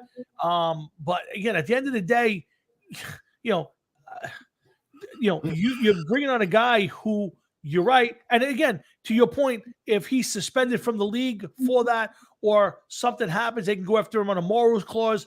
You wipe the money off the books. But if it's another one of those things where all of these different cases and civil stuff gets pushed out another, what if April turns into September just on the civil, that's not even talking about the other 13 cases or 12 cases that are criminal. What if the commission leaves him dangling like he's been for the last year or so, and you've traded 2 picks for him, and not only can't you cut him because you're stuck with his salary, this commission's not suspending him. Now you spend $35 million, 2 draft picks on a guy who won't play. Well, listen, it is a what do you call it? A risk, but I'm sure that there's ways to do this. Oh yeah, and like I said, first of all, here's a little good news for you pertaining to Deshaun Watson. Yeah. Nobody else has come forward. Well, say what you want, but nobody else has come forward. I understand 22 when he came forward, but numbers 23, 24, and 25 have not stepped up to the plate yet. I got you, but he was playing some football, so I'm sure, I hear you. He didn't have all that much time. 22 people came forward, Jeff. I mean, I'm not saying this to stick up for him. I got you. I'm just saying that as bad as it is, it could have been worse. Okay? Okay, I can't argue that. 22 could have turned into 32, 42, 52. I got you. Understood. Do I understand your point? 100%. 100%. But it's still the idea that it stopped. So now you can't say that, is there some funny business going on? Yeah. Maybe there's a couple women that jumped on. Oh, absolutely. It turns out I was at a party and he came up behind me and he slid across and I felt something. Yeah, no, I agree with that. Yeah, I was at a party. I walked past her. My wallet was in my front pocket. What can I tell you? Yeah. You don't know. No, of course. Listen, maybe it's not all of them are telling the truth. There's got to be a reason why they're all waiting this long. Well, there's a process to it. First off, I'm confused why it's taking so long for the other 13 that are possibly criminal cases for them to even depose him. He hasn't even been deposed on any of this. Now, he may turn around and just plead the fifth and not even testify or give a deposition on it. I get it. But the fact that I got a feeling the criminal charges are going to go away. I get a feeling it's going to be one of those things that at some point this year, somebody's going to come out and say, sorry, there's not enough evidence. The criminal charges are being dropped. He's still going to deal with the 9 civil cases that he's going to that they're expecting him to depose in April. But I got a feeling if they haven't charged him as high profile as this is, and it's close to a year later, they haven't even dragged him in front of a grand jury or any of that stuff. I got a feeling that the criminal charges are going to wind up going away at some point. It's very possible. It's very possible. But could he play in this league, Jeff? After all, listen, you get accused by 2 or 3 people. I could say, well, you know what? Maybe it's 1 or 2, and then somebody jumped on. Where there's smoke, there's fire. 22 people accusing you. Let's say 10 of them have to be legit. No. Listen, there could be 23 out of the 22 that are legit. Yeah. You know what I mean? Yeah. No, you don't know. But there could be 22 out of the 22 that are lying also. Listen, I you guess don't know. You get an ambulance chaser that is liable to take anything they want to court. Right. Because they know, you know what? Let's just say that Deshaun Watson turned around and say, we could pay these people off. Mm-hmm. $22 million, $1 million a head. Just shut the fuck up and go away. $1 million, $1 million. You just decided to drop the suit. Here's $1 million. But to the credit, the people haven't done that yet. Well, but maybe they're waiting because now this guy has already missed out on a year of NFL time. Now you're talking about the possibility of year 2.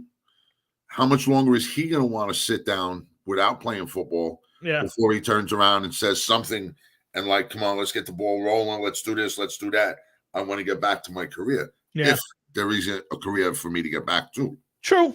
Listen, and again, at this point, he hasn't played football in an awful long time, Jeff. At what point do you worry that the skills have eroded and you're not getting what you think? Listen, I hear you. It's hard to disagree with that. Yeah, you know what I'm saying? I mean, if he's let's say he's wiped out of this off season and training camp, he's able to start playing again, which I can't imagine. That's a long time to be between practicing with your team and playing in an NFL game, don't you think? I think so. Yeah. So I mean, listen, he's still young, so don't get me wrong. I don't necessarily think he's done. I don't hold him in as high of a esteem as a lot of people do. I don't find him to be what I would call an elite or a great quarterback. I think he's a good quarterback. I just don't put him in that category. Where do you rank him? I didn't think he was all of that, special. Right. Once this started and I started hearing about this, that like people are waiting to see what happens with him. I didn't think that he would get into that position. Right. I think that he's in that position now just because he complained about who the general manager is. If that didn't happen, I think that this guy's looked upon in a different light. Oh, you think so? You think it had? I think so. You don't think so? I don't think that helped him. I definitely think that between kind of holding out of training camps and this and that because of his attitude with the team and the general manager, and then of course this bombshell stuff. I think that there's probably a lot of teams that would be just a little apprehensive. I mean, there's only a couple teams with all the teams that need quarterbacks. What I've read all over the place is only a couple teams that are actually even considering making a trade for him. The fact that and one of them is not the Dolphins. They've come out publicly and said we are no longer in the Deshaun Watson. So to me, who are those other teams? Like, who's the team out there? I mean, we're never going to know. There's so many teams that need quarterbacks. It could be a lot of teams that. Well, if does Minnesota look like they want to go on from Kirk Cousins? Could it be Minnesota? Is Hurts the answer in Philly? Maybe it's Philadelphia. I think it's Pittsburgh. I think as crazy as it sounds, with their coach, they just brought in Brian Flores as a guy who wanted Deshaun Watson, as the head coach of Miami Dolphins. I'm almost thinking that the Pittsburgh Steelers are saying if it's available and if the deal's right, I could see that as a team that made a move for him. I just thinking off the top of my head, Jeff. I don't know. You know why? Because when Brian Flores was head coach of the Dolphins, not defensive coordinator, whatever it is now, he's on the defensive side of the ball. Yes. Maybe he had a little bit more to say at that point in time. But I don't think they're going to listen to a defensive guy. No. Saying like, okay, this is what I think we should do. It's like, last week he was suing the NFL do the racial shit. Now you're going to tell us how to redo the team. No, I just think that he would have something good to say. I know he's on the defense. He's like a defensive assistant at this point. I think, but I'm just saying I think that's a team that would consider it. They have, one of the only black coaches in the league. I just think there's a little something to be said for all of that. Having said that, I have no idea. I think another good spot is Indianapolis. I think they're moving on. I think they need a legit quarterback. They have a team that's getting a little older now. It's 4 or 5 years with this group of guys. I think that's a team that could be looking for a legit quarterback. I don't know. You know why I say no? Why? Because you went from Peyton Manning to Andrew Luck to Phillip Rivers, now to Deshaun Watson. I'm not disagreeing, but again, it gets into that where do they go next thing, and I understand that, but you're talking about Peyton Manning. Yep. He was like America's boy. It seemed like we watched him grow up on the Indianapolis Colts. All right. Then you had Andrew Luck, another young kid that came out and played and everything else. Who did I say after that? Oh, Phillip Rivers. Phillip Rivers. Another like all-American boy, so to speak. Yeah. With what was he had, like 6 kids? He was like Amish. He just kept turning out kids. So it's like I find it hard to think that they're going to go from top quality men like that Mhm. to the possibility of Deshaun Watson, a serial, I don't want to say rapist, but a serial sexual offender. Right. You know, I don't see it. No, again, I got you. I think it's hard, but again, when I try to sit back and I try to find out, like, okay, let's think about who would have the wherewithal, who are, I don't think our show is on the air for some reason. I don't know, but can Go ahead, Jeff. Do you think? I have to go in the other room real quick. I'll be right back. Go ahead. Hard Rockin' Sports, Jeff and Tom. Yeah, I'm not seeing the broadcast on Facebook. I don't know why. I'm searching Facebook right now, and it's not even on our page. It's usually right here, and it's not here. I wonder. Nope, it's here. I'm sorry. It is here. We're good. Okay. I feel better. Anyway, Jeff and Tom, Hard Rockin' Sports here every Thursday night, 7 to 9:30, talking a little sports, talking a little bit of music. Had a great guest on tonight, Michelle Ryder, the lead singer from the band Side Hustle, our good friends up in Canada. I hope you guys check out Side Hustle whenever you can. And the boys from Barstools and Band Talk, it's a great website. If you're in a band and you want to get your information out there, whether it's your songs or your gigs, make sure you check out Barstools and Band Talk on the social media, especially Facebook. I love those guys, Sean, Dave, and Alex and everybody up there. They're good people. So check them out. Make sure you come back here every Thursday night when Jeff and I do our thing. Having some fun talking football right now.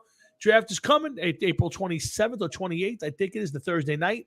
We'll be on the air, Jeff and I, doing our big draft show, hopefully joined by our good buddy, John Marhefka. So I'm looking forward to that, as I always am. It's always great to do the NFL draft. We have, since we've turned it into a little bit of a feature show, we used to kind of just do it. What the hell? Now it's a feature part of the show. And now with Facebook and all this other stuff, we're able to be right on the air with you and broadcast it live. And we'll hopefully be able to do that right here on the show during that time period. So stick around. We got lots to do in our year, starting off with coming up on year 8 anniversary. So thank you to everybody who keeps checking us out. Remember, March 19th, Jeff's got a big gig over at Juicy Lucy in Staten Island on Father Cap. Make sure you go out and check out Deceiver as they can play their first show in quite a while with a little bit of a new lineup, I guess. But it'd be great to get out and support Jeff and Donnie and the whole band. So make sure you. I'm gonna have I can't say nothing now. Can't say nothing now. But Okay. There's about to be a big announcement in the upcoming weeks of a possible reunion. For Deceiver?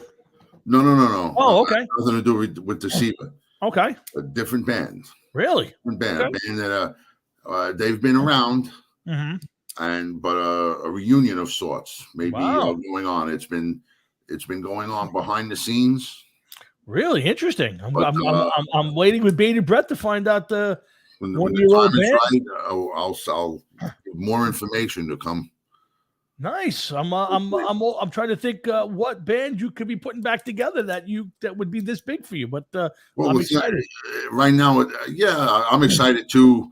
I don't want to give away too much because it involves one person leaving for another person to get in there, and that's moving along. But nothing is official yet till. Oh, I think I figured it out. I think I just figured it out, but I won't say. I think I figured it out. All right, well, maybe you did, maybe you didn't. I don't know. I think I just figured it out. So that would be a pretty good reunion if it happens. Well, I think you're thinking the wrong band. I don't know. Really? Okay. Yeah. It's kind of one that was. I don't think you're gonna remember. You're gonna remember it, yeah, but I don't think you're gonna think and be like, "Oh shit." So Interesting. All right, we'll certainly see. I can't wait for you to tell me.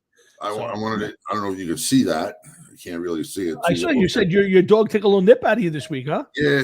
We were playing earlier.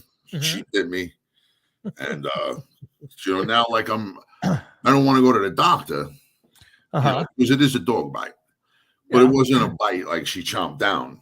Like I actually hit a tooth. And, I don't want to go to the doctor because then I don't know if the doctor's going to dick out and say, well, that's a dog bite. And, and then the dog has to go on fucking all kinds of watch lists or whatever, because that's not happening. Right. That's. Yeah, I would say knowing your dog is well kept and is basically a house dog. I wouldn't think there's any major issues with the No. dog biting you. No, but you know, I one time went to the doctor because I needed a tetanus shot. I got scratched at work on something rusty, and it was something. It was a fence, and I was like, people are pissing on this fence. Dogs are pissing on this fence. I would agree with that. I'm going to get a fucking tetanus shot. Sure. And as soon as I told him what happened, Mm-hmm. that was it. It was like, you know, all lights and buzzes and sirens and bells were going off. And Oh, really? oh, this is workman's compensation. I'm like, listen, I just want a fucking tetanus shot. That's all I want. I'm not looking to, you know, cause problems here. So if I went in and I said I was playing with a dog and she nipped me, then he's going to be like, oh, no, wait a minute, no. And I'm going to be like, no. Basil's not going into quarantine or anything. She's on a watch list where she's got an ankle monitor on. She's registered as a dog bite offender. Yeah, exactly. That's not happening. Not my dog. Sorry. Yeah, I got you on that one. Not for something like that, you know. But I'm afraid that if I go to the doctor, that's what he may say.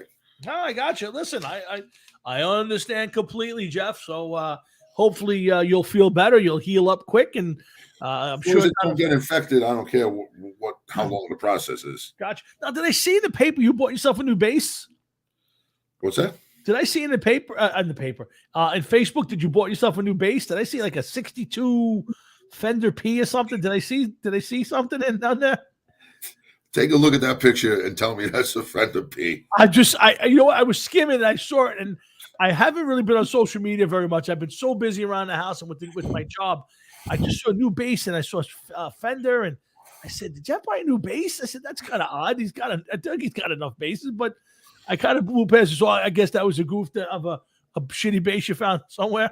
I didn't even find it. You remember the things when you were in school and the teacher used to use them, that used to print your name out on the tape and would be in the little thing and she'd have to spin the letters T. Yes. Click, O, click, M, click. It was that. And it says Fender Precision. And on the back, it was said 1962. But if you look at the headstock, there's another name on it. And nobody really took the bait. Nobody took the bait at all. Oh, no? No. And I'm like, do these people really think this is...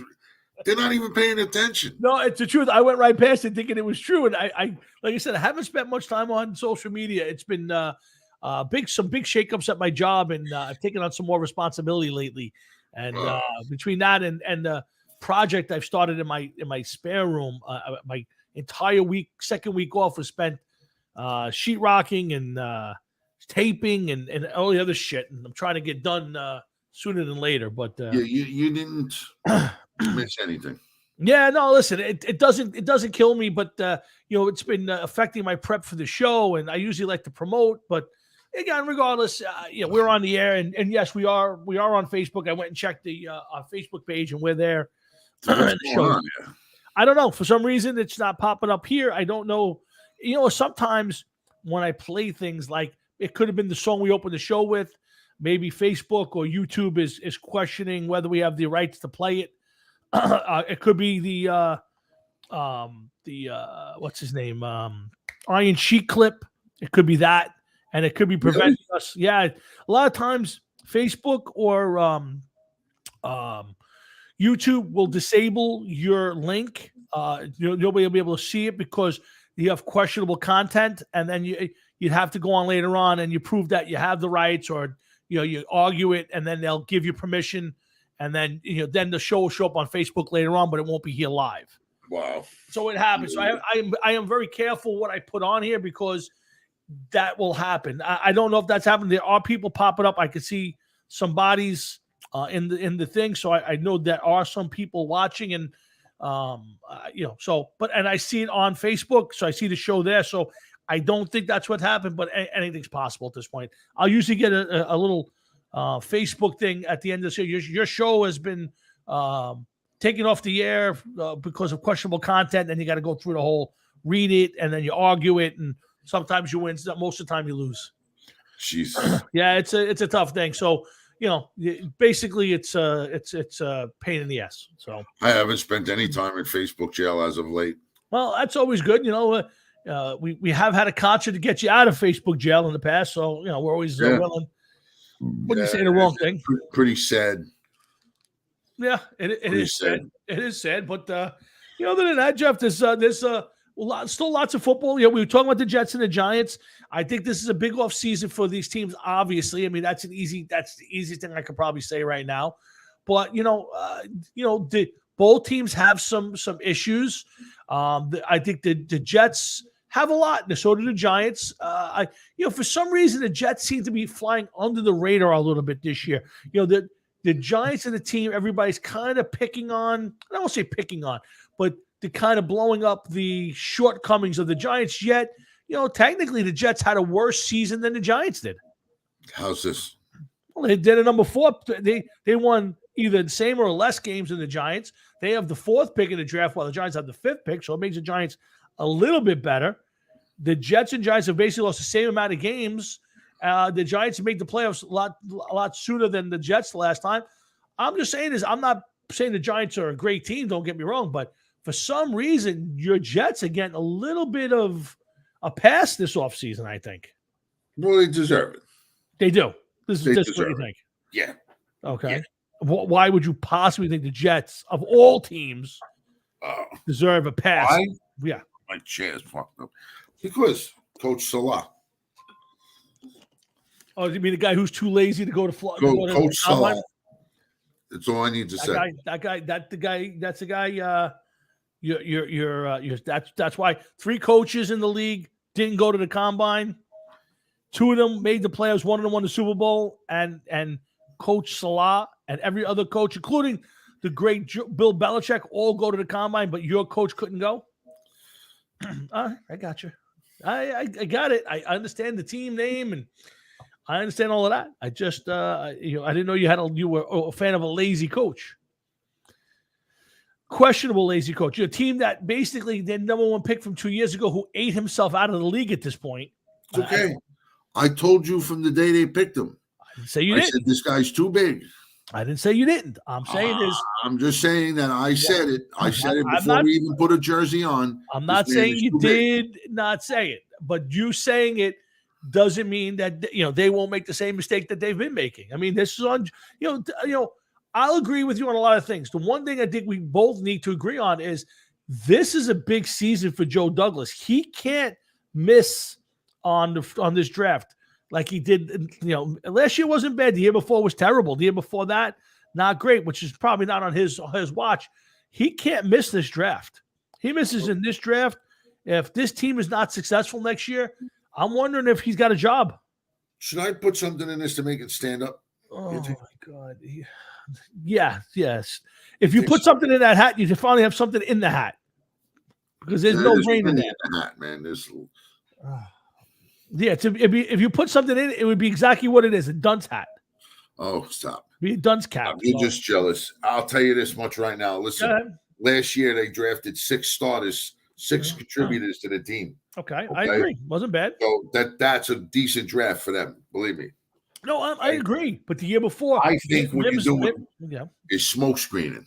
I'm smoke screening. You're smoke screening. What I call it is telling the truth. Well, I call it is smoke screening. Okay. You're trying to deflect attention away from the fucking sorry, sad-ass sack state that the Giants are in. Okay? This Fuck you, piece of shit. Yeah, okay. You can play that all week long. I don't care. You don't care? Until they come back, you can just put it on a continuous loop. This is a team that you know is going to be bad. So what are you going to do? You're right away throwing a smoke screen. No smoke screen. I know the Giants aren't going to be great this year. Oh, I think you're talking historically bad. No, it's not going to be historically bad. They are going to be historically bad. They are going to be probably 3rd in their division. And who's going to be 4th? The Redskins. No.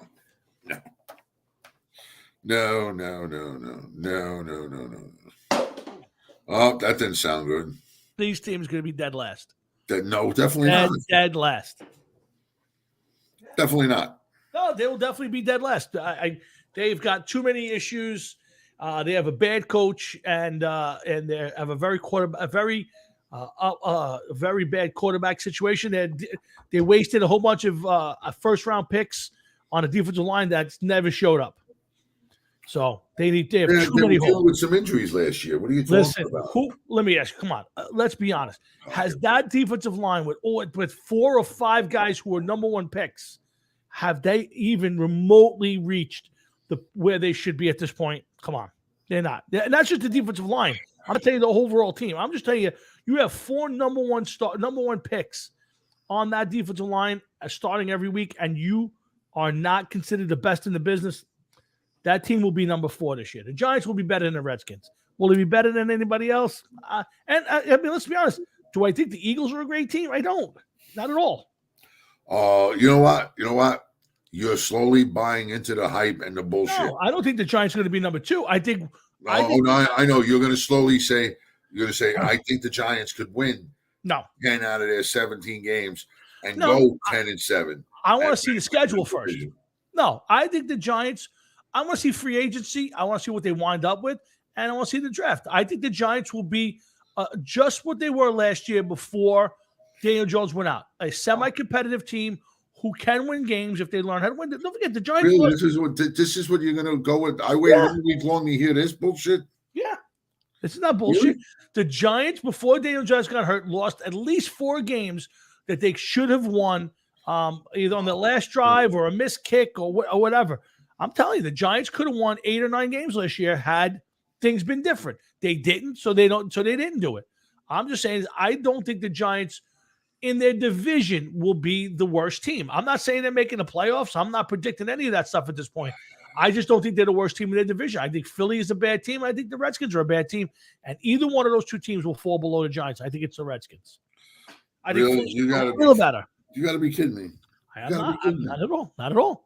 You're kidding me. I'm not even in the slightest. I don't think the Giants are the worst team in the NFC East. I don't think they're the best team. I don't think they're the worst team. So I'm just putting it out there. Are they winning 10 games? Probably not. We were going so 5 good. or 6, maybe. We were going so good. And then we hit this cavern. So you call it a cavern? Cavern. I'm calling it more. Right now, I would have more faith in Biden to sit down with Putin and have Putin write an essay on why he shouldn't have invaded Ukraine. Okay? Oh, my God. And then apologize to everyone involved, one at a time, than to listen to this bullshit. Here we go. Listen, all I can tell you is we will break it down. We'll start off probably first week of April. We'll start doing some mock drafts. We'll definitely spend a lot more time on the draft. Because here's why I think it's going to be a fun draft for us is because we're going to be able to find the diamond in the rough. We're going to, there isn't the guaranteed number 1. I know a lot of people have the Evan Neal as a number 1 pick, the Alabama offensive tackle. There are a bunch of guys that could go. Aiden Hutchinson from Michigan, the defensive end. I think it's going to be a fun thing to go out there and analyze this. So we'll have some fun starting in April with some mock drafts, top 10s. We'll be on the air for the draft. Jeff and I will have some fun, and of course we'll start breaking down the needs for both the Jets and the Giants and who we think they're going to pick. Because this is such a big year for both teams. I think it can catapult the Jets a little bit bigger. I think this could really be a bigger draft for the Jets in the short term. Would you agree with that? I think it's going to be such a draft for the Giants, for the Jets, that even you're going to turn around. And I'm going to make a prediction. Oh, boy. Here we go. Okay. I think that next year at this time, that you're going to have a new tattoo. Yeah. Good luck with that one. Yeah. I don't think so. If it says Jets suck on it, maybe. Yes. I would. I think you're going to get the likeness of Coach Saleh on your arm. Yeah, a loser. Guy who's too lazy to get off his ass to go to Indianapolis for the combine when his team is horrendous. And if he turns around and he hits on the first 4 rounds of draft picks, and he gets some incredible players, what? Then what? Tell me what. You know what? Then it'll all be forgotten, and you can go, see, I told you it didn't matter. But if next year comes and goes, and his draft picks, eat themselves out of the league or don't show up, then you're going to be hearing from me going, I told you your coach should have showed up for the draft. I told you should have went to the combine. So, listen. All I can say is this: there are how many football teams out there? 32. Yes, 32. 29 coaches in this league got up and went down to the combine. Not 3 went and 29 stayed home and Zoom called in. 29 NFL head coaches like Bill Belichick and Mike Tomlin and guys who have been successful on successful. So you're going to compare Coach Salah to Mike Tomlin? No, but I'm saying is if those guys can get off their butts and go down to the NFL Combine and stare in the eyes of the backup offensive tackle from Alabama to see if this guy's the diamond in the rough that I could steal in the 4th round, then Coach Salah, as you call him, should get off his ass. Maybe you can get a police escort down there too. Maybe they can, take a cop from doing his duty and have him drive him, so he doesn't sit in any traffic because he's very important, and have him go down to the combine and do his job. Because of people like you. Yeah, like me. How would I do? Make insinuations against this man's well-being. Well, I didn't threaten his life. I'm not saying I want him to be beaten up or he should be shot. I think he should be fired, but he shouldn't be shot or harmed. Well, you're the one on air giving out suggestions. I am suggesting he gets off his ass and go to the combine and do his job. That's my suggestion. Okay. And then maybe he's going to say, maybe you should go to fucking Home Depot tomorrow and buy some fucking plaster of Paris and fix up your fucking room. And if I wasn't doing that, then he'd have every right to say you're a lazy guy. Go do your job. But I'm sure he won't say you're lazy, but I'm sure he's going to say, you know what, Tom, let's get this shit finished, huh? Exactly I've right. waited long enough. Let's get this done. But but he can't. He wouldn't be able to come here and say that I'm not sitting on my butt, not doing my job. And if I was lucky enough to be the coach of an NFL team, even one as lowly as the Jets, even if I was the coach of the lowly, disenfranchised, perennial loser Jets, I would be so enamored with that. And I would be so thrilled that I would make sure that I did my job every single day. I personally think that you, Thomas, yes, as an NFL coach, at best, would be an assistant special teams coach. Oh, at best, I would be. I would tell you, I would be offensive consultant in charge of bringing the videotapes to the meeting.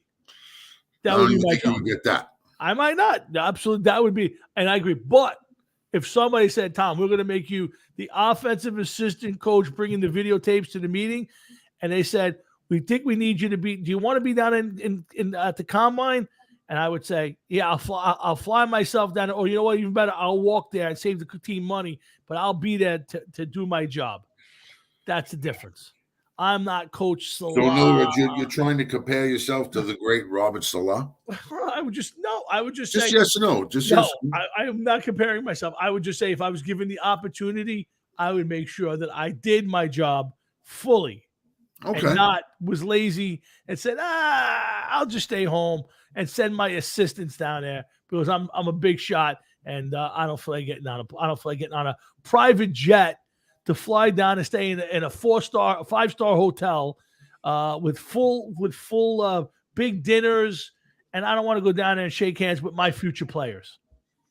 That's all. Maybe you already did that. Maybe you already shook hands with future players. To me, if I'm a free agent, I'm going. If I'm a young guy, I'm going. Please, I hope I don't get drafted by the Jets. That coach is too lazy for me. If he's not willing to come down here and meet with me and my agents and all the people in the league and do a little hobnobbing, I don't want to play for that team. I don't know, Tom. I think you. That's all I can say. That's all I can say. I think you're expecting too much. 29 other coaches went down. He didn't go. How much should I expect? 29 other coaches, guys with a resume, guys who have accomplished something in this league. And he's afraid of COVID. See, like now I'm going to wear my mask because I'm COVID. Well, again, there's a lot of people who write into the show and ask that you wear that every week because it makes it easier to watch. Give me names. Who? I'm sorry. I'm not at liberty to broadcast that because I like to keep people safe. There you go. Now, even better. The less we can see, the better. There you go. Now we're talking. Max Man himself. There you go. A little higher. There you go. There you go. In fact, if you could pull it all the way up, just cut a couple slits in there, we'd be even better. What more do you need? That's No, it. no, I'm embarrassed for you, so I'm hiding my face. You're embarrassed for me. Well, I would just tell you that my Giants will be bad next year, but they will be better, and they will not finish last in their division. Oh God, here we go. You heard me say it here. I'll say it again. The Giants, the New York Football Giants, will not be the worst team in their division. Yeah, they will be. That's all. It's a simple. Listen, I think that's a simple, easy proclamation. I didn't predict playoffs. I didn't give you number of wins. I didn't tell you anything outrageous. I just said the Giants will not be the worst team in their division. That's it. It's that simple. It's that simple. I didn't even tell you the Giants will be better than the Jets, which they will be. And I'll tell you why they'll be better. The Jets play in a much tougher division. The Jets play in a much tougher. The Jets play in a much tougher division, and they will not get the benefit of playing soft teams in their division, like the Giants will. The Giants have soft teams in the division and have the opportunity, not necessarily the ability, but the opportunity to win some games just in their division, where the Jets are facing probably two of the better teams in the league. Plus, I'll throw in the Dolphins as a good team. I don't trust your alternatives here. I got you. You don't have to trust it. I'm just saying that, if I was the Jets and I were the Giants, I would like my opportunity better than I like your opportunity. But that's just me, Jeff. That's just me as a real football guy telling you all these good things. Got to be fun. We're gonna have a nice off season. Lots to talk about. I'm not going to say you don't know what you're talking about, but I don't know what I'm talking about. You don't know what you're talking about. Well, listen, we'll see. We'll see who's going to be right in a few months. Jeff, even with the season being over, there's still a lot of football to be talked about. You got all sorts of training camps coming up. The Giants get an extra training camp this year because they have a new coaching staff, like the Jets got last year. Should be a little easier for these teams, I think. What I'm really looking forward to, Jeff, is back to business with maybe a lot of these NFL and state and city mandates. I think teams will be almost back to normal this year, running their camps. You won't have to have a lot of the restrictions. Team guys will be able to be in the same room together. I kind of looking forward to getting back to maybe a normal NFL season. What do you think? Well, listen, it's not up to me to pick, but I know who is going to pick. Who's going to pick this year? Wow. This guy right here. That's what you're going with? That's you know who that is? I have no idea, Jeff. That is Duckhead 3. Where did Duckhead 3 come from? Can I ask? It's a long story. All right. But he was introduced to me as Duckhead 3. That's how he's introduced? Yeah. And he is who I get a lot of my information from. Well, I could see that because... And he's right most of the time. Yeah, maybe inside your small little world there, he's right, but it don't come across the screen. Somehow between his mouth, your ears, your mouth, it comes out a little on the dumb side. Wait, hold on, wait. Yeah. Yeah. Okay. Oh, boy. All right. He said that next week he has a big expose planned to show just who the true hero is of this show. Oh, there's a hero on the show, and there's a true hero? Yeah. You got it worked out? He has it worked out, I should say? He does, not me. Not you. He's got it all worked out? He said that he'll let us know next week. Okay. I'll put it on the schedule, and we'll see what Duckhead 3 comes up with. I'll mark it in the book, but, I don't know what to say. I could just say that we've reached probably the bottom at this point. Bottom? How's that? When you're admitting to taking advice from Duckhead 3, you be better off getting stuff from Joe Flynn. Excuse me. He's the star. He's the shining light. Is that what you're trying to tell me? He's the star. He's the star. All right, He's Duckhead 3.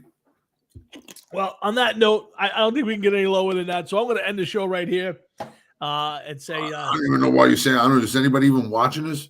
What was on numbers last week? In Israel? Everywhere. Well, Israel, I can give it to you. You want to know what we Sure, did? this is important. We're World War III, right? Coming any second. Hold on. Let me bring it up on the screen here for you so you can see it. Right along with me. Let's see. Here it is. I'm expecting low numbers in the Ukraine. I didn't see anything in the Ukraine this time. Let's see. Share screen. Okay, Jeff. Let's see. Share. Okay, so let's see if I can make that any bigger. It's not really getting any. Oh, there it is. Okay. So can you see any of this now? Yes, I see Russia is less than 1%. Okay, Russia is a little less than 1%. Norway, we are less than 1%.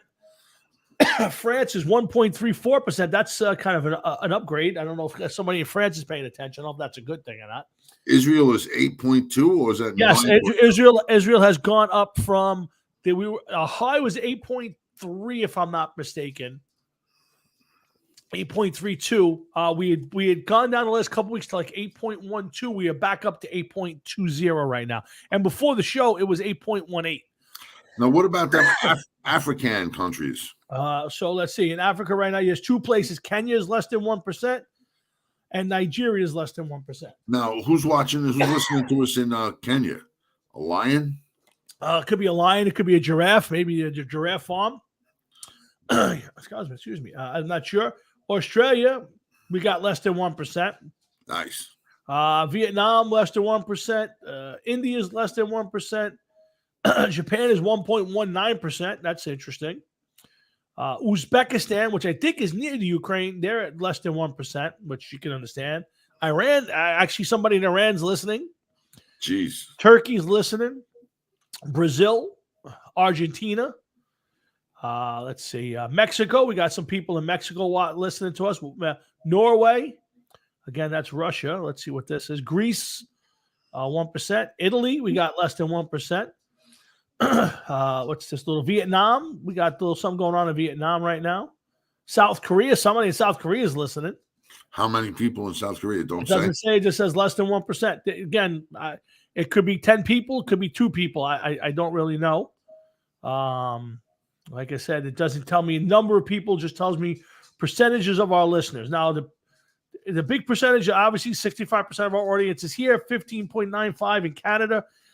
8.2 in Israel, France, and Japan are our biggest shares. And again, like I said, all these other places, somebody's popping us on for a few minutes every week. I don't know who, but to think that Jeff, at some point, somebody wakes up in Uzbekistan and says, "Let me check out the Hard Rock and Sports Show this week." Kind of interesting, don't you think? Yeah, I do. So it's but the numbers don't lie. This is imagine if these are every week listeners too. Like some guy is held up in Uzbekistan on the mountaintop someplace chasing a goat, and he Thursday nights tunes in to listen to your babbling bullshit of the New York Jets. Maybe he turns around and says that if he doesn't catch the goat, he listens to the show. That's possible. Maybe that's the punishment. If I miss the goat this week, I got to listen to the show. If I get the goat, does he give the goat a head start? That's a good question. I would say the goat gets a head start, but the back legs are tied together. He's kind of leveling the playing field, Jeff, as far as I'm concerned. He's leveling the playing field. So, but this is where people are listening and paying attention to us. What's this? That's all Australia. So again, interesting. And some of these little India and I'll just see this. That's about it. Yeah, like I said, I'm asking the people of Russia not to listen to the show as a boycott to your boy Vlad. I'd like the people of Russia not to listen to our show right now, Jeff. I'm sorry to do that. I don't want to get political here, but we got to take a stand somewhere along the line. I think we need them. You think we need all the help we can get? Sure. Well, listen, keep listening. In a couple of weeks, we'll be doing the NFL draft. I'm sure everybody in Russia is eager to hear our take on the NFL draft.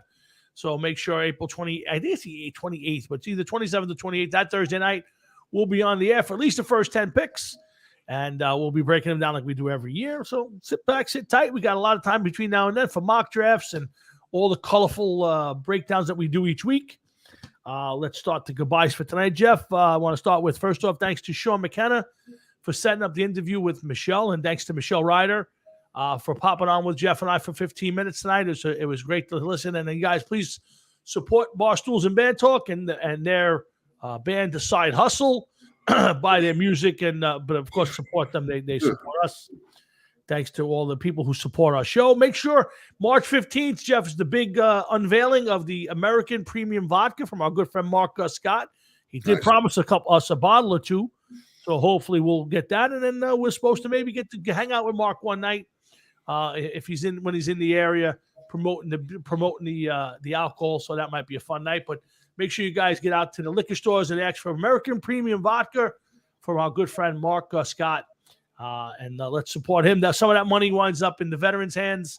Mark's a good guy, and it's all American made, and that's important.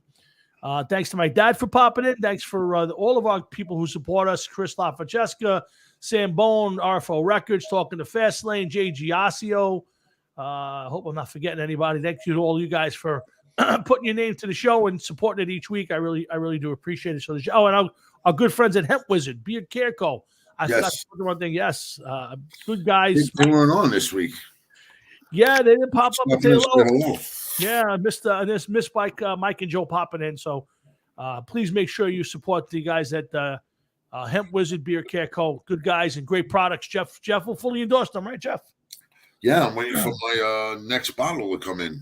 Okay. Did you order yet with Mike or? Yes. Wow, look at you supporting the cause. Yeah. Well, good for you. And they got a great line of stuff. So make sure you check them out and support them all the people who support our show. It's important to us and to them. And again, we'll do it again next week. But before we end the show, I'll give Jeff a chance for anything he wants to add to before we close it. Jeff, it's your last words. Oh, I think that. Who's that? I have no idea. What was that? I don't know. It definitely wasn't Duckhead 3, that's for sure. That's definitely not Duckhead 3.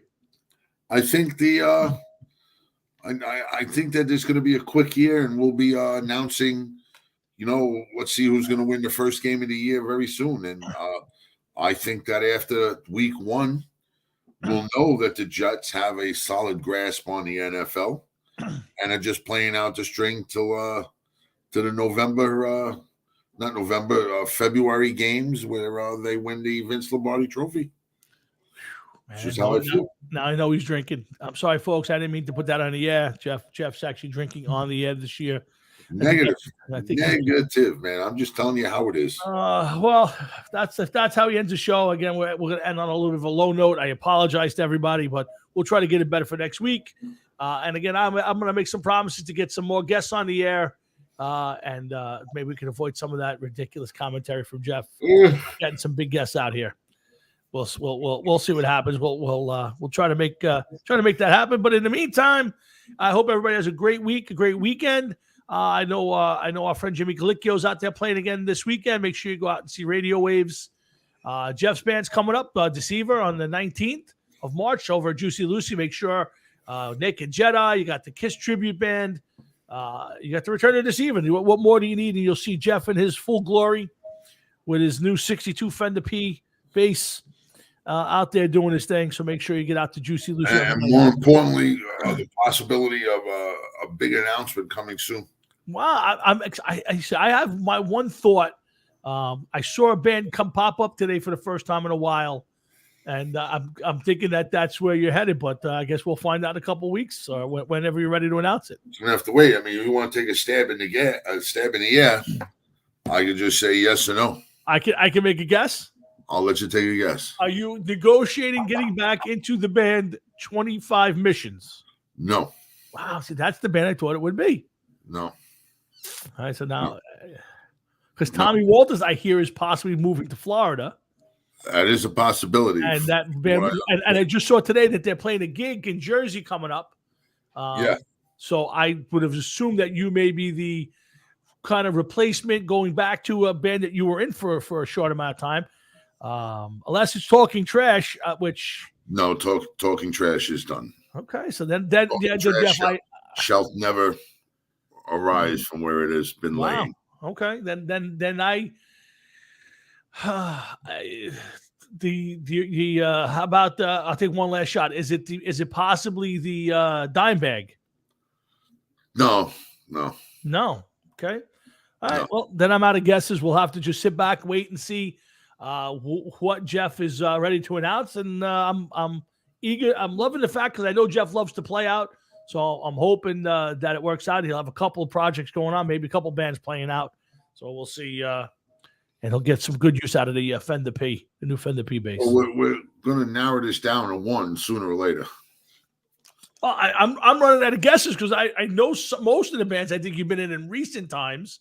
I can't go backwards too far, so we're just gonna have to wait. Yeah, again, we'll sit tight, and when you're ready to, when you've negotiated or done all your talking with the other members of the band, and you've decided to move forward with it, then we'll look forward to it. I'll just hope this, as I sign this off, if it doesn't work and you decide not to do it, some point you'll come on and say, I was trying to put this back together, or this was what we were trying to do and it didn't work out. Just so we have a remedy, an end to it.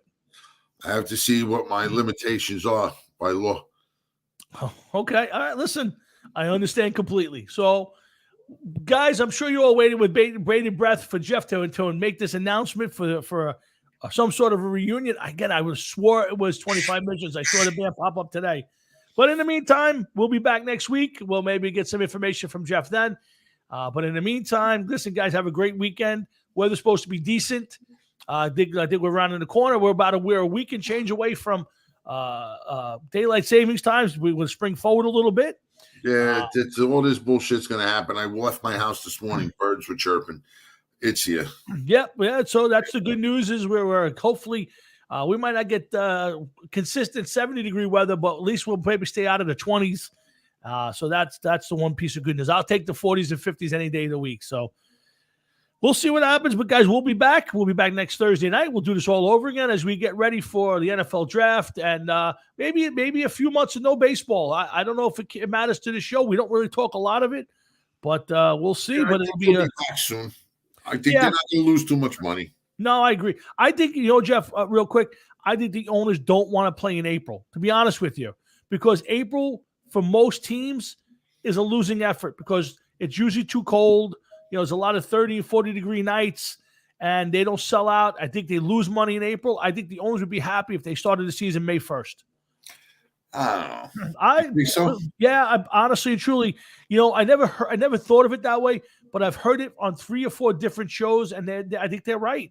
I think if unless you're in Los Angeles or Florida, for the most part, maybe Texas, most of these games in New York. I mean, I went to a Yankee game a few years back, opening day, April 3rd, and it was the coldest day of the year. It couldn't have been 25 degrees that day, and that was a day game.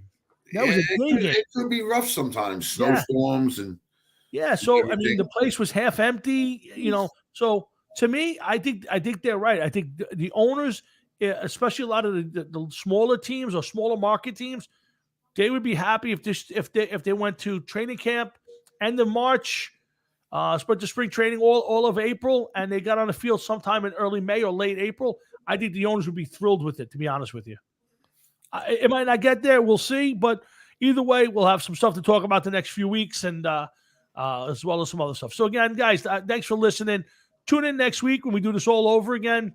And enjoy your night, your weekend, and your week. And Jeff and I will see you next Thursday night right here on the Hard Rock and Sports Show. So with Jeff Tomwinski, myself, and everybody here at the Hard Rock and Sports Show, thanks for tuning in. Thanks for listening. We love you all. And we'll see everybody next Thursday night. Teffy, I'll talk to you off the air, pal. Later, man. Later, man.